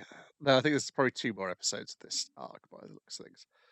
Yeah. Well, we're going after like the big Clay. cheese, the big rock Yes. himself. But it is good. I do enjoy how bleak it is for a child's television program designed to sell toys and video games. That's the appeal. Well, if like one of those both episodes of like a G.I. Joe or Transformers were okay. Look, they don't mind what we put in there as long as you just like move the toys, all right. So we can make it as kind of weird and messed up as we feel like, and it might fit our character or even weirdly in character for the program. As long as it shifts the merchandise or the video game or the mobile app or wherever we're trying to move around here. Probably not mobile app, because you can't be dissuading people from you shouldn't be on your apps and living a phone. live life through that. You should probably go out there and getting some cockfights. That's pretty good. I think it's like, hey, get off your phone. Don't let your fucking AI phone run your life. Get a Tamagotchi. They're fucking great. They're your little friend. Like that. Yes. That might be what they're going Go out there, explore your city, meet some people, become a vigilante. There's a lot of life experience you're missing out on by being on your egg all the time. Oh dear. Come on, let's try and stay awake, Brian. You can do it. I keep on waking up at 4:30, and then I keep on hearing a neighbour leave the flat to go to work at 5:55. So I suspect I'm hearing their alarm go off. Okay. So I think I need to stick some earplugs in tonight. Then we got Hell's Paradise, episode 23, Master and Student. How is she and a newer guy getting on? Last we left them, they're chopping Zuchi into pieces and just hoping it'll stick this time. It's mostly working. They're all like haggard and wizened and just not doing too good. Not fighting too well. Not fighting too well either. Getting slower each time, but it's a lot to be constantly killing people, constantly striking, killing blows against someone. Yeah. But she has this going, their broken sword and all, cut to bits. He's still going at it. It's like, why are you going at me so hard, dude? It's like, it's not going to work. If I'm saying it is working because see, you're slowly dying. Like, are you that pissed off about that dude I killed? I've totally forgotten about him now. It's like, I'm not pissed off at all. I am, but since he died, since Tenza, she just took him out right there. In front of our eyes, went down like a champ. Well, he hasn't noticed. Went down like a champ. I haven't had a chance to be properly angry or sad or anything really. I'm just focusing all on emotion and killing you, and then I might have a moment about it. Yeah, I can grieve about it when you're fucking dead. Basically, is the way he's kind of going about it. And even if he gets taken out in the process, he's like, I'm fine with that. That's fine by me, as long as I get to take you out, because you took out this guy. This episode we kind of get the background where it's just like he was like his mother kept saying it's like, oh, his father was a famous swordsman, but his eyes got cut out, but he can still dodge a blow. And it's just like, no, he was blind from birth. Yeah. We've just put scars on his eyes to make it look like someone cut out his eyes. It's like, no, his eyes just never fucking worked. It's not a mother blinding her child to try and give it's a mother scarring her child performance. as a grift. And then obviously that gets heard by the executioners, and they're like, wow, cool, blind sword child. We'll take that as one of our executioner guys. And he's like, okay, but I got this whole background that my dad was a famous swordsman. It's like, yeah, it's all bullshit that my man made up. But everyone kind of starts looking up to him, and your man who died was this kind of rebellious guy who eventually kind of like, he was kind of a mentor, older brother type figure to, and he's just like, yeah, no, that felt pretty good, that was that relationship. So seeing that guy get fucking horribly mutilated, killed, was kind of like, ugh. Well, he was really. envious of Tenza because he was this big Yes. dumb like He was himbo honest. blockhead. Yeah. But he'd be open up and to about that, and he kind of envied. Oh, this is what the beginning of when I used to hide my feelings with humor. And that's where all the dad jokes came from, I presume. yeah. So that's when, like, when Zhu Jin jumps into the water and he's come back like fully rejuvenated. I'm gonna turn in my monster form. One is just like, look, I've lived a lie my whole life, dude. I know about acting when I see it. You're trying to intimidate me, but like by taking on different forms right there. But you're fucking as messed up as I am right now. Yeah, because they're going on about like, it's not one of those horrific giant plant man monster forms. It's like I've taken on both male and female form at the same time, and also some bestial forms. And it's just like, you've got like little pointy ears and some like black juju on growing up your arms, but like, it does look cool. It's like, you know, you're just human sized, you're human shaped. It's not like, it's a bluff, basically, as he correctly points out. Yeah. Well, I guess it's come down to this then. And poor newer guys in the back going, "Hey, boss, I don't think like you used to have what I phone." He said, "Say the fuck back, sit back. Like, I got this." He's just like definitely afraid of phone. I don't want somebody else who was like a student of me. I don't want somebody else like getting killed by this now. And it's gotten to the stage now where he's pierced it right through. We have a lesson to funding. It'll be faster to kind of pierce through like a lot of areas at once because that fell force of tradition. We'll work hard about that. But that means now he's locked in a life or death struggle with Zhu Jin, where either Zhu Jin regenerating vines are going to like pierce into like Xion's like skin and kill him that way. Work the way through his body, yeah. Or he's going to keep his sword pressed in, and we're just kind of have this like arm wrestle with our Tao until one of us finally gives up. It's just like, you know, and it's like, when you're a guy, get out of here. When this get out, I don't want to see you get killed. Just fucking run to the others from your group and get off this fucking island. Just live. And this just runs. It's like, one shit. It's kind of running away. I'm running away from somebody who like I cared about again, leaving him to die. Just like Tenza. It's like it's happening over again. But then it's like remembering then all the time of like, you know, and then her history of like her mountain bandit family. They all got killed, and she's again the one who survived and run away and escaped again there. Then the vision of Tenza before him, it's just like, no, like not this time. I can't, and this like I can't just let this happen to me again. I gotta take control of this and do something about it. And Tenza's like there to kind of waver through, and that's where like the difference comes in, because Xion remembers like Tenza from when last time you could ever perceived of saw him or perceived him, running away and just like, you know, leaving him to die while they escape. But Nuragai was on his shoulder and saw him like actually taking his swings at Zhu Jin and going down like a champ. He was just he was happy to do it. And he's just like he went down swinging, man. He wanted us to do it. So Nuragai runs in and just cuts him loose out of that. It's like boss. Like pulls the vines off him and then refuses to stop hugging him. Like, and it's a weird, like, because of the physical life or death struggle at the start of the episode. It's like a small child who won't stop hugging you, and he's like, you're a young woman. You can't be hugging like any random dude. I'm like, transferring my Tao into to heal you, right? This is the way they taught us to. It's like, boss, don't you think that Tenza what guy gave us like because he wanted us to live? Wouldn't it be like stupid to fucking just throw that away right now? Like, this is what he would have wanted. Like, you agree with me, right? Yeah, the light wrestling that they were doing, like an older person and a kid, like that kind of stuff was really funny in comparison.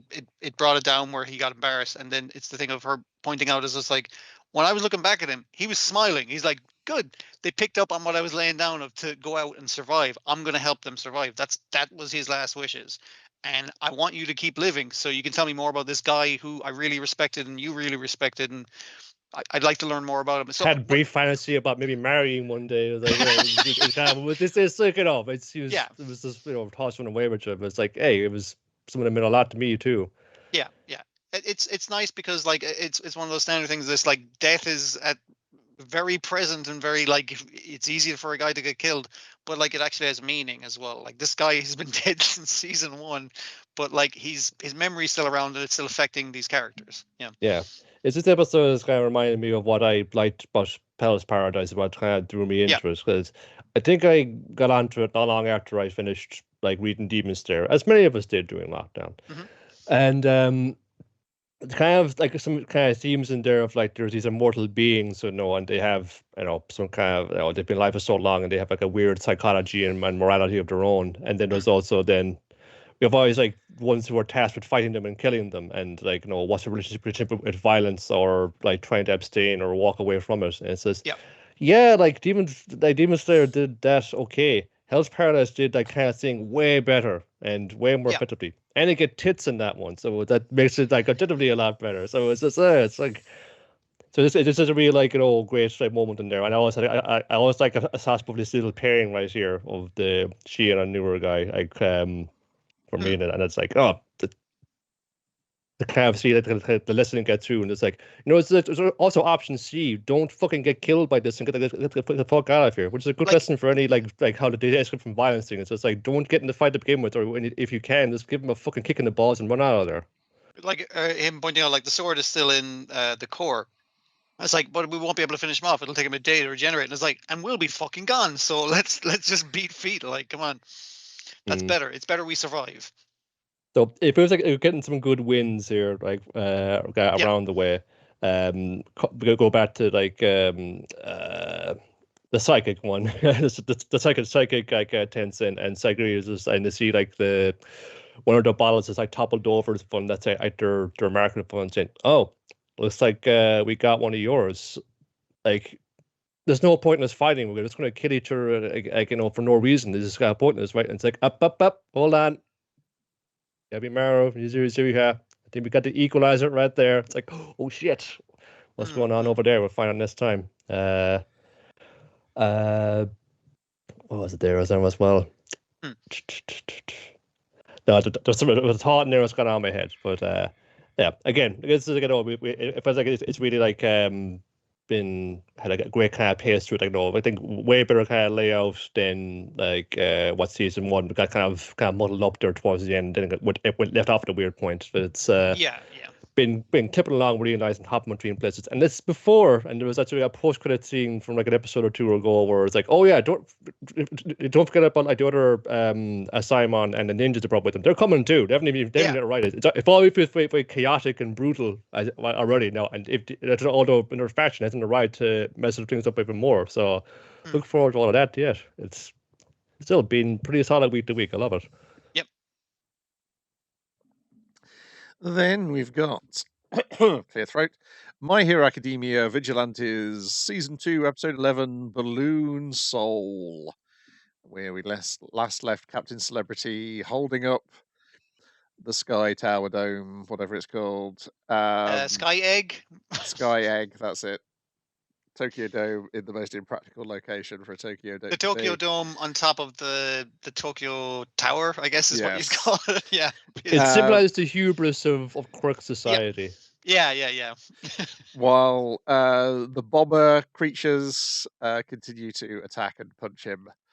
But luckily he's saved by Koichi, who repels the attacks, allowing Captain Celebrity to get his breath back and have a lengthy flashback as to how he met his wife.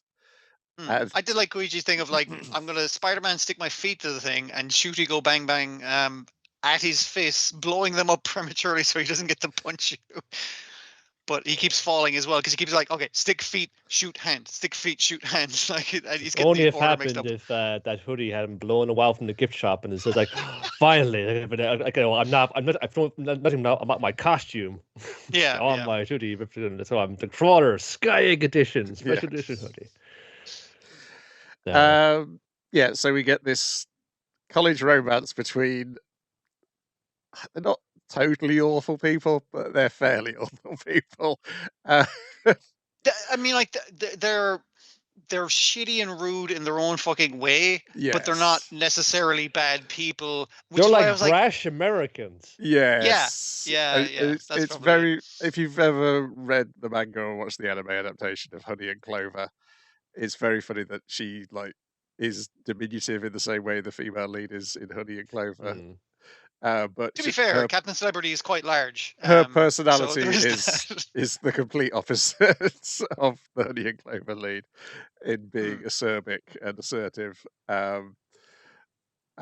which makes for some sort of it feels, as you said, the romance starts badly, it goes better, and then they realize once they get married that, oh my goodness, we're not really great people, and we're constantly falling out, and I have a disaster we of a haven't superhero career. we haven't really fixed any of our personal fucking issues, even though we kind of do fit together. Like that's it's not. There's a That's the part that complimentary doesn't work. thing, but it's they haven't got all of the all the teeth that give it a mesh quite just yet. Yeah. But maybe this like near-death experience will be just what they need to bring this marriage together. I mean, just had a kid. You're still figuring it out, you know. Maybe you don't show that one photo to everybody you know, and a lot of people you don't know all at once. But you know, it's like I liked again the commentary on quirk things where he has Captain Celebrity back when he was in college had a very flashy thing of like he flies around like Superman and everyone's like, wow, look at him, and all the ladies look at him as well. It's like, but this one girl didn't look at him. He's like, what's her deal? Like, why isn't she fucking like? It was kind of like a thing of like, why isn't she looking at me? She should look at me and think I'm cool, and she doesn't think you're cool. She thinks you're a fool and a balloon, as the title goes. But then him playing into that in kind of a cutesy way of him just like, I'm just gonna float like a balloon. It shows like a self-deprecation in his character that we don't. Yeah, and he says he doesn't play any celebrity for him, you know. Yeah, because he says admittedly he was just doing it to see whether he could charm her, but then as he's doing that, he got to know in her. love with her. Yeah. Where was an artistic decision or just where he cast it down? It's like, oh, people going look up in the sky, it's Captain Celebrity. They haven't got any faces or haven't got any eyes. There's like these. Well, they're background characters to him, basically. They're just people who think he's cool, which is like where she is very specific, weird character design. She's really tiny, very sharp lines and everything. Yeah.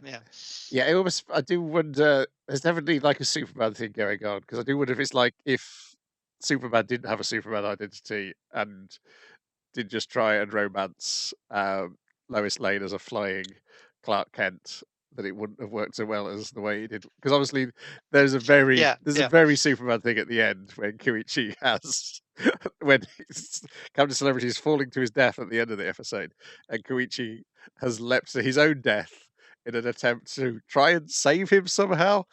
So Captain Celebrity's like, we get from coming out of his flashback, he's smiling. It's like, why are you smiling, CC? And it's just like, well, my life got really complicated with all the fucking like the tabloid shit and my marriage falling apart and you know all that stuff.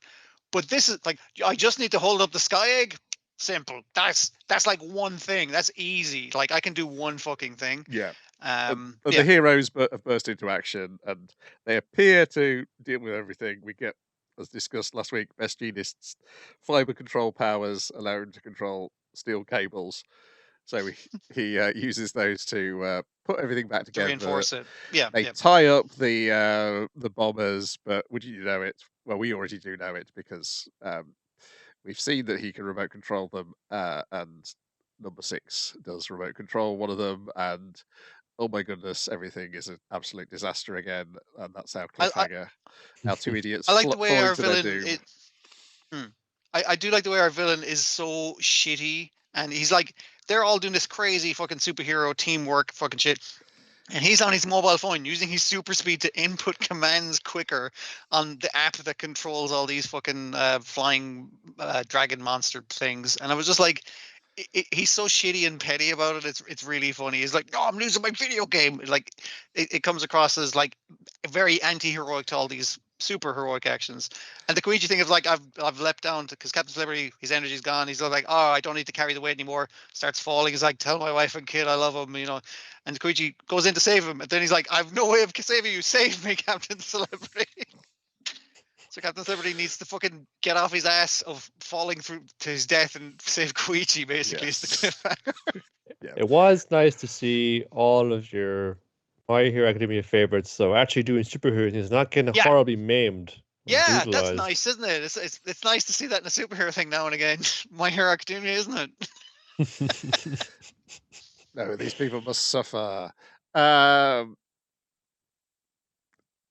Yeah, anyway, who could possibly save them? Well, if you watch the next episode preview, it's fairly clear who's going to be saving them. But yeah, I do like the stuff that comes next. But that's for next week. But yeah, this was a very good episode. I do like This arc's quite good. Yeah. these characters. Captain Celebrity is a very fun character. It's about him, It's right? weird how that he starts with such a massive fucking cunt, and like it redeems him by belittling him and then getting to know him. It's like, he's all right. Just Like, need to get humble a bit, you know. Yeah. You know, he focused too much on Celebrity and not enough on the captain. yeah. Gotta redress that balance. Then we've got Golden Kamui, the Battle of Goryokaku. That's it. In which we learn how Hijikata escaped his historical death. And then we learn that he's essentially just trying to correct a mistake he made in the past with this battle. Here's what I would have done if I was there. Yeah.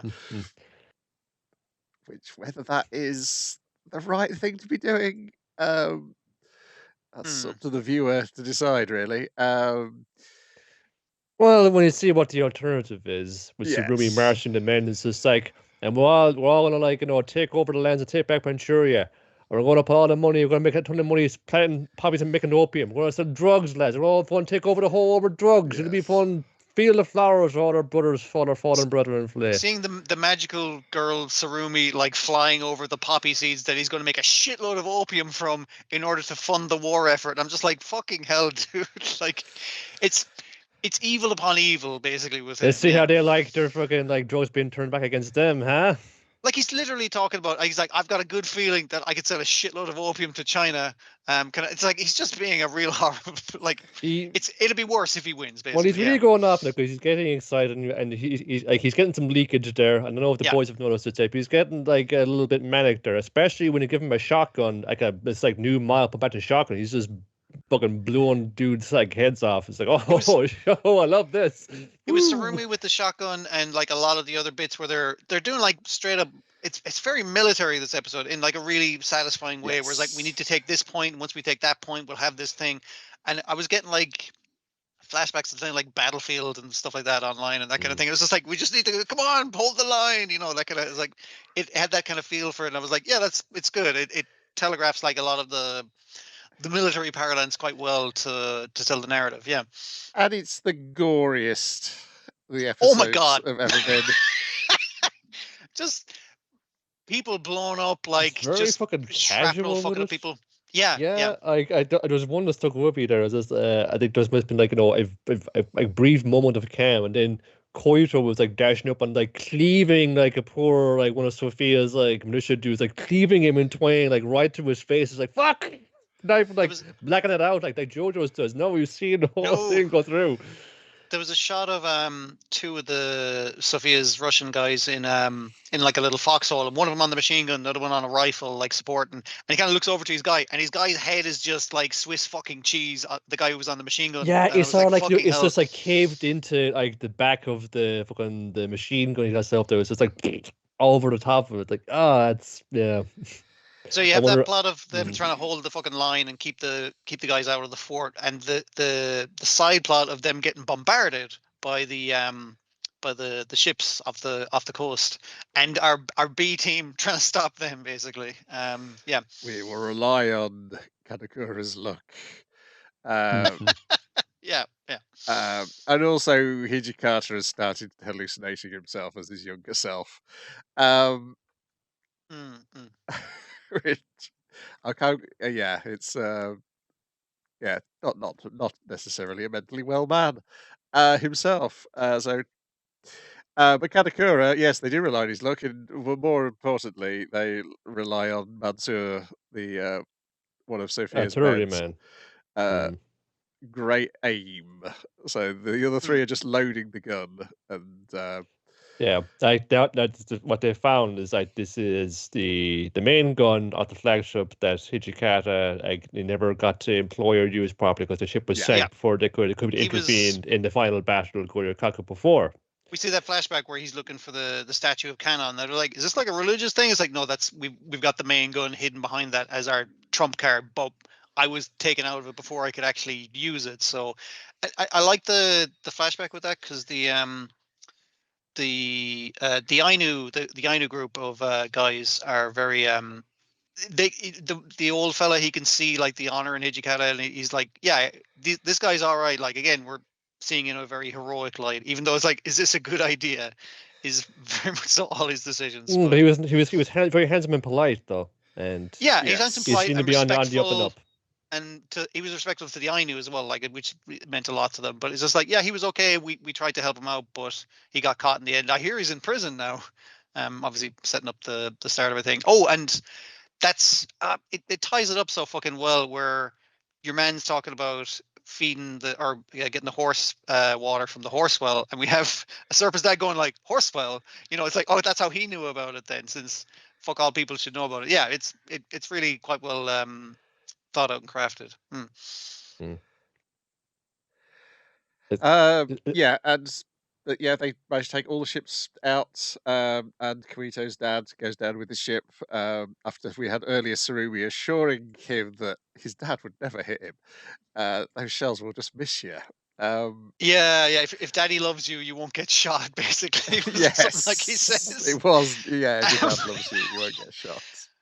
I like the World's Worst Detective, the Ainu guy that's with him. Like, he's the guy who keeps like they've hit 3 of the boats. Oh, and, Kira was yeah. Yeah, he's like, no, we have to keep going, because like, and you see him reacting to the deeds, going like, fuck, this is hope for our people and everything. And he gets they hit the last boat, but he gets taken out for that because the last boat is like, hit that fucking gun emplacement. But yeah, so people getting like blowed the fuck up all over the place, even like name characters. Yeah.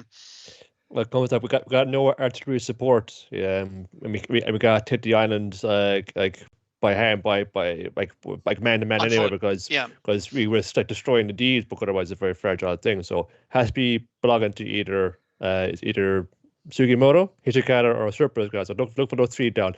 He's coming out of smoke right now, isn't he? Yep, here's Sugimoto. He's bayoneting me right now as we speak. Oh. Because yes, I mean, the advantage Sugimoto has here is that he's dressed like all the people he's fighting. So, I mean, it's the scarf, I guess, is the only thing that's different. But yeah, they all have like little individual things. But yeah, dressed like a lot of people is fighting. One of the people is fighting is wearing like a little cap made out of the skin of his own brother. So who's to say? Doesn't say seem uniform was standard, regulation but uniform? Yeah. Yeah, it's all building towards the end, but yeah, it's still plenty to go. It's probably got. I was like, oh, it's nearly done. It's nearly done. There's so much yet to happen. Like yeah. Unlike Vigilante, it's a case of all your favorites will die, or most of them anyway. Yeah. I feel like my memory is that a lot of the named people come out of this alive. That many more than you would expect get out of us, like in mostly a piece anyway. It's like, there's some one of the like, you get taken out, you get taken out. Then when you get taken out, but I could see how I could do it. It's like, seeing the approaches there, like, and we'll see it like in Richmond with Hell's Paradise as well. You'd be surprised who's going to make it out of Hell's Paradise. Now, people will die going to kind of set up that way. But you're going to be surprised who makes it out of that situation. But shoot in for both of those in the very near future. Yeah. Then next on the list is Jujutsu Kaisen episode 58, Tokyo Colony #1, part 5, in which we'd had a decent run. Now it's time for JoJo's power descriptions. I don't mind because it is the kind of cool, like, my power does this, but my power does this. How does that interact with your one? Like, we like that stuff.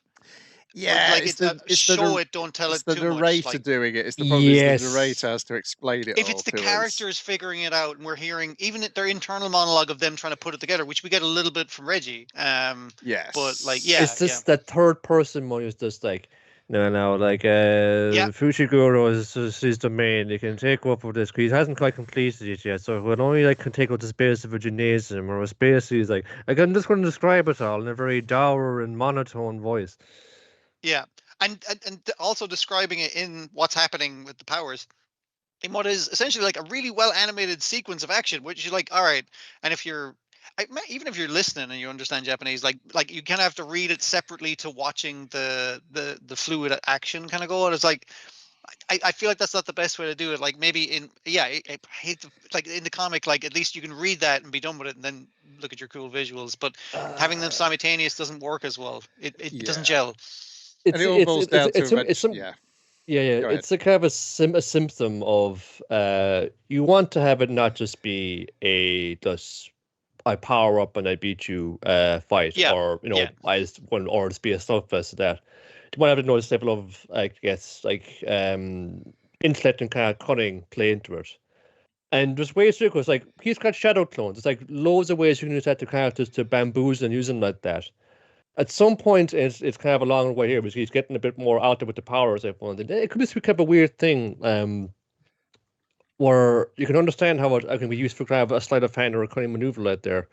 But it's gotten tied up in, but if it's got kind of complicated rules that counteract your other rules, that makes it like intriguing or gives it depth, and that's not what it does. Something that's like simple that can be applied multiple ways in different applications, like a steel ball. Let's say you can do what you want, but there is a principle involved there that never changes. I liked it when actually it kind of got a little simpler. Of it's like, okay, so your shadows absorb things, so I'm gonna put the weight of 3 fucking cars into your shadow. Now they're weighing on you, and it's like, all right, I'm gonna put a fucking elephant on you. Let's see which of us lasts longer. Yeah, that was kind of like a simple kind of. It should feel simple. Yeah, I feel like the big flaw with Jujutsu Kaisen is just the concept of domains. I'm never quite understand how they work. Even when they fucking exclusively explain how the fuck they work, I'm just like, okay, so he can't make a shape of it. That's the thing he says. Like, I could never concept putting space inside a physical space, but I can feel like covering this entire gym in it. Well, that's good enough for me. Yeah. I do like the fact that we get the in-story thing from episodes ago of Tengen going, yeah, these modern day sorcerers, they completely fuck these domain things up. It's just with these, because they talk about it's like the instant hits type domain. Instant hit, instant kill. That's what all of them are going for. As guaranteed hit, instant kill is what all modern domains go for. Which is why when you see like the lawyer one is like, no, we can't hit each other. This is a legal fucking trial, and I get to accuse you of a crime, and I get to restrict your abilities after if you're guilty of that crime. And it's like, that's simple. We can understand that. You know what that is? That the fucking know it is that, and it's maybe a thing to escape me from so far. It's like fucking setting up a fucking like a Yu-Gi-Oh card game or Indica game, like first turn kill. It has as many kind of rules and things that need to happen in the line for it to actually go off. But once you do it, you're guaranteed to trap them in your domain and kill them in one turn. Unless they've laid a trap card or a series of them that counters that, and then you're just bouncing back and forth. And I got to explain my combo of cards to you. Yeah. Wasn't there I play this, which activates this, which activates pot of greed, which means I draw it. And you're dead. Like, if you couldn't have stopped any one of my processes, then you're dead immediately. And it's like that, and that's like, so I get why the arms race for Jiu-Jitsu sorcery would go towards that, but it's not necessarily interesting to watch for us, that kind of way. Yeah. No, it's this is the thing, because I started read because like you said, during the lockdown, you read your you read your Demon Slayer, and then you start on the other things.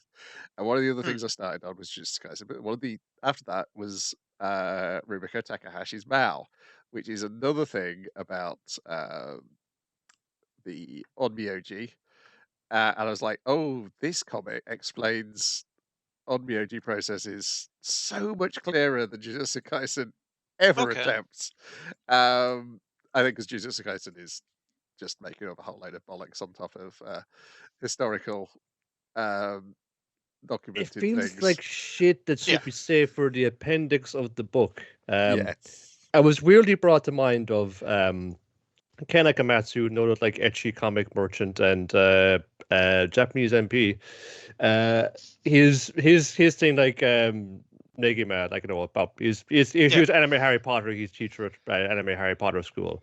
A lot of magic getting thrown around, and there's like the guys casting spells and in Latin or whatever like that now. But like in the Yeah. appendix of the book, he actually went and he's like did rigorous research on like ancient arcane texts going to to the medieval periods, back to ancient Rome, ancient Greece. It's like actually give a spell most effectiveness. You should actually encounter it in the ancient Greek because that's the oldest and most potent of them.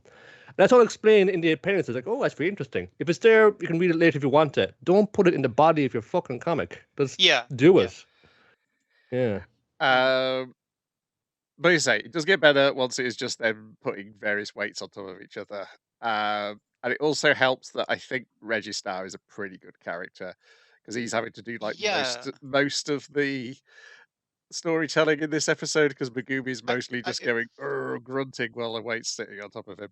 Being an angry teen as he always is, but like when we do get the speed wagoning from a character, we get like Reggie's fucking internal thing is like, wait, can I just sing into the shadow? I wonder if I can breathe in it. Like I need to get out from under this fucking elephant. But he's doing it. His internal monologue is actually quite calm, where his external thing is like, I am being crushed by an elephant. Yeah, that's another tendency in there to always over qualify every statement you make because just for the fear of someone's going to gotcha in a plot hole. Like actually, it does weigh the full weight of a full-grown African elephant, and just in case you were wondering, like the exterior body voice like fucking does inform us of the weight of an elephant. It's like I assumed it weighed as much as an elephant, which is a lot. Anyway, it turns out this was all a massive distraction because Megumi could still use his dog and it bites and kills Reggie. And Reggie's like, okay, well, fuck you, the point son. of it was to crash him into the swimming pool under the gymnasium, wetting all his receipts and attacking him with a dog he still had. Yes. I'll have my points then, and I hope you choke on it. Essentially, is basically what he's saying. Like because he's like, I wasn't like close friends with fucking your man who set this whole thing up. It's like, I think it'll be funny whatever the fuck way you're gonna fuck with him. So like, and that long shot of him like slowly walking out of frame of the swimming pool, and then the whole like, you've earned 5 points. It's like just to say he's bled out and is dead in the swimming pool now. Some of the framing that's is really cool. nice. That's cool. Yeah, frame it well. But Jesus, we had to fucking listen to your PowerPoint presentation about this before. They were smart though, and they left the second fight at the end, which is like you were fighting a cartoon character, and it's just like, I don't care what your abilities are. This guy's ability is they explain to like anything he thinks is funny is reality. He doesn't know how it works stuff, so it's just kind of like he's just running on this, his bare comedian's instinct at the moment. Yes, because the narrator explains, yes, this guy's as powerful as Gojo, but he doesn't know how his power works. Because Gojo's like, Gojo has a ridiculously farcical power thing. It's just reality changes to what he thinks is funny, but he doesn't know how it works. So it's kind of like, what do you do against that? Like at one point, your man blows up a building that he thinks he's in, and the guy comes out of a different building dressed as a student, pretending to be his friend. It's like, yeah, what the hell, man? And it's just like, God damn it, I'm going home. I'm here. Take my points. I don't want anything more to do with this. And then we get the weird bit where Megumi's stalking Remy and decides not to kill her because he's hearing his sister's voice. And then we also get flashbacks to Remy, which feels a little misogynist the way her character is characterized. Yeah, and I get it's trying to go with the thing of him, like we saw him like brutalize that one dude, like cleave his fucking face open and watch that dude bleed out in the swimming pool. So he's getting like, whoa, he's getting really dark and brutal, and it's supposed to be an act of mercy, but it's specifically against the female character and the encouragement of his sister. Yeah, it's It's not a great look. But that's fine because we're going to introduce some new fucking weirdos who Yuta's going to fight. And so therefore, all One's is already right in dead. the world. He's getting to work quickly. Yeah. Like it describes this guy. This guy has 2 fucking spirits that he can use in some way. Don't worry, he's dead. We're not going to fucking explain how this shit works. He's This super guy's dead. got like a massive amount of energy, and he uses his pompadour like a cannon. Hmm. Simple. This man's a cockroach. He's asleep. We'll come back to him later. This lady is the sky, as far as we can tell. Yeah. You just gotta fight them all now. I was wondering how they were going to, and maybe it'll come across better in it. I was wondering how they were going to animate her, because in the comic, like, her nudity is hidden by, it's like she could pull the sides of the panels or the gutter over herself. Yes. It works. That's one of the better visuals in the comic. I was like, how the fuck are you going to do that on screen? I was like, I guess they're just going to make her transparent in some parts. Like, yeah, we'll see. Yeah, her character sketch has like blue, the color of the sky covering it up on her character sketch.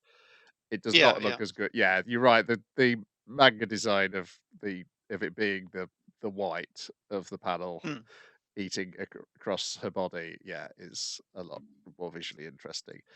But yes, the Daruv Lakdawala is killed by Yuta because apparently everything's been kicking off in the Sendai area. Because it was a 4-way stalemate between these 4 characters, and this guy's fucking dead, so that has just messed with the power structure. Yeah, but the race is like three-way. She corrects herself. So, no, 4-way. I forgot about the cockroach essentially, because the cockroach is just he's asleep. Not to do anything right at the moment. Now. Yeah. He hasn't done anything yet, but you know he's going to do something cool when it happens. He's just waiting for it to go. But the cockroach has already got like 40 points, so it was kill some people and then went into like a cocoon state, and then it's going to come out and be more hench. Yeah. And so he's a cursed spirit that Kenjaku released, and then I think the others all reincarnated sorcerers of different ages. Maybe from the 50s, clearly.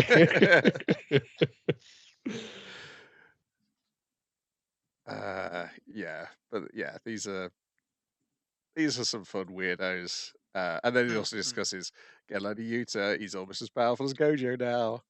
They're using that as the benchmark, and it's like he's almost as powerful as Gojo. What? The guy who's in a box?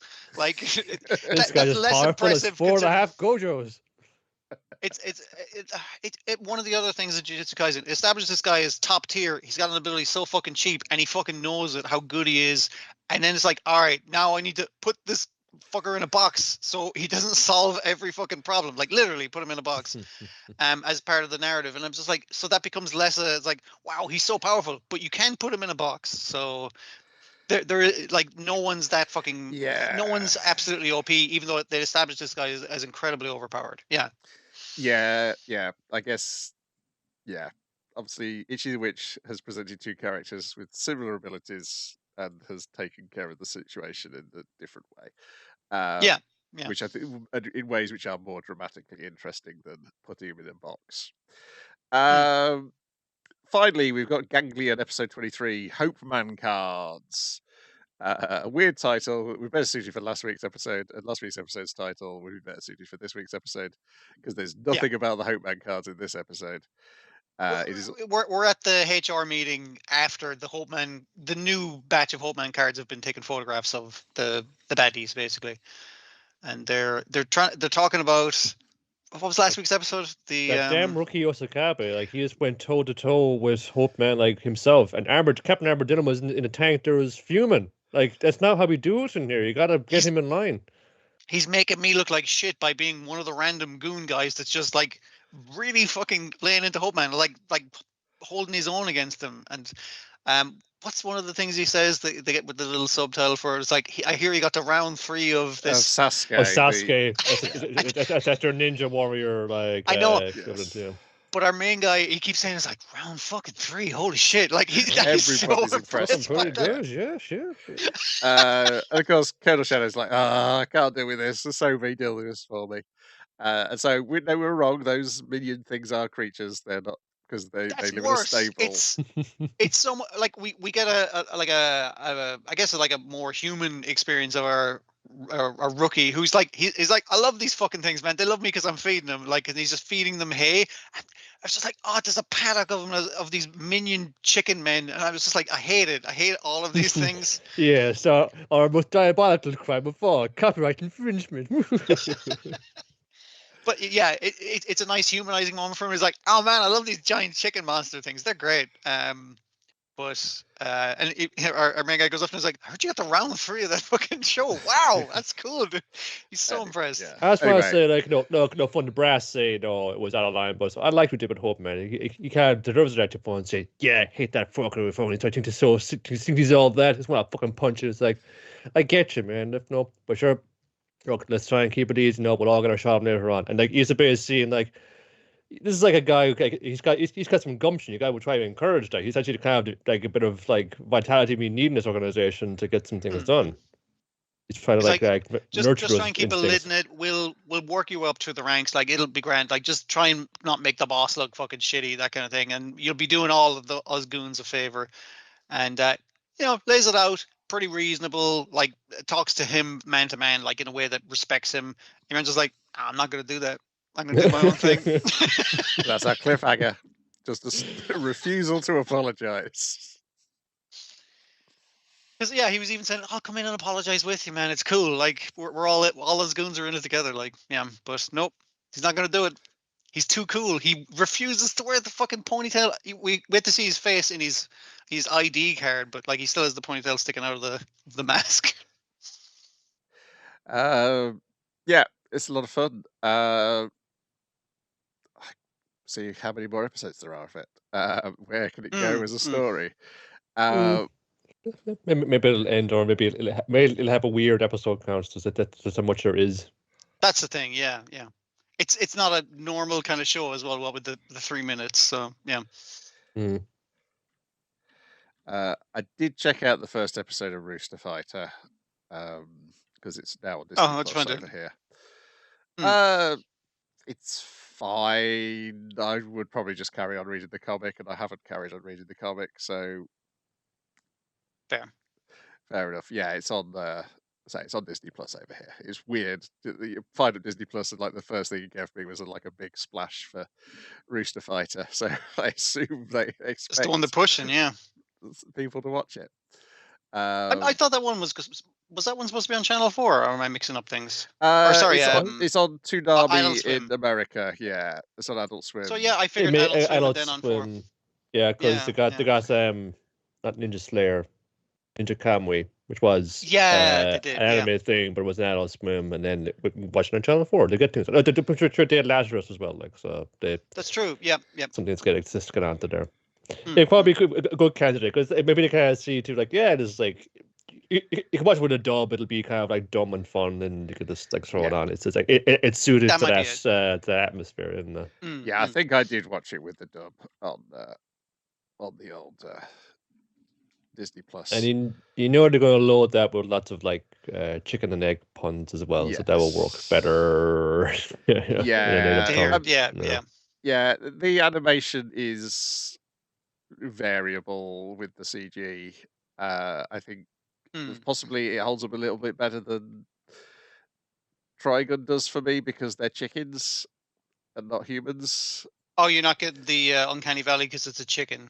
The Uncanny Animation Valley. Obviously, it's still cartoons. Yeah, in terms of like movement and stuff. Yeah, but it is like a mix as well. It's not all CG all the time. Okay.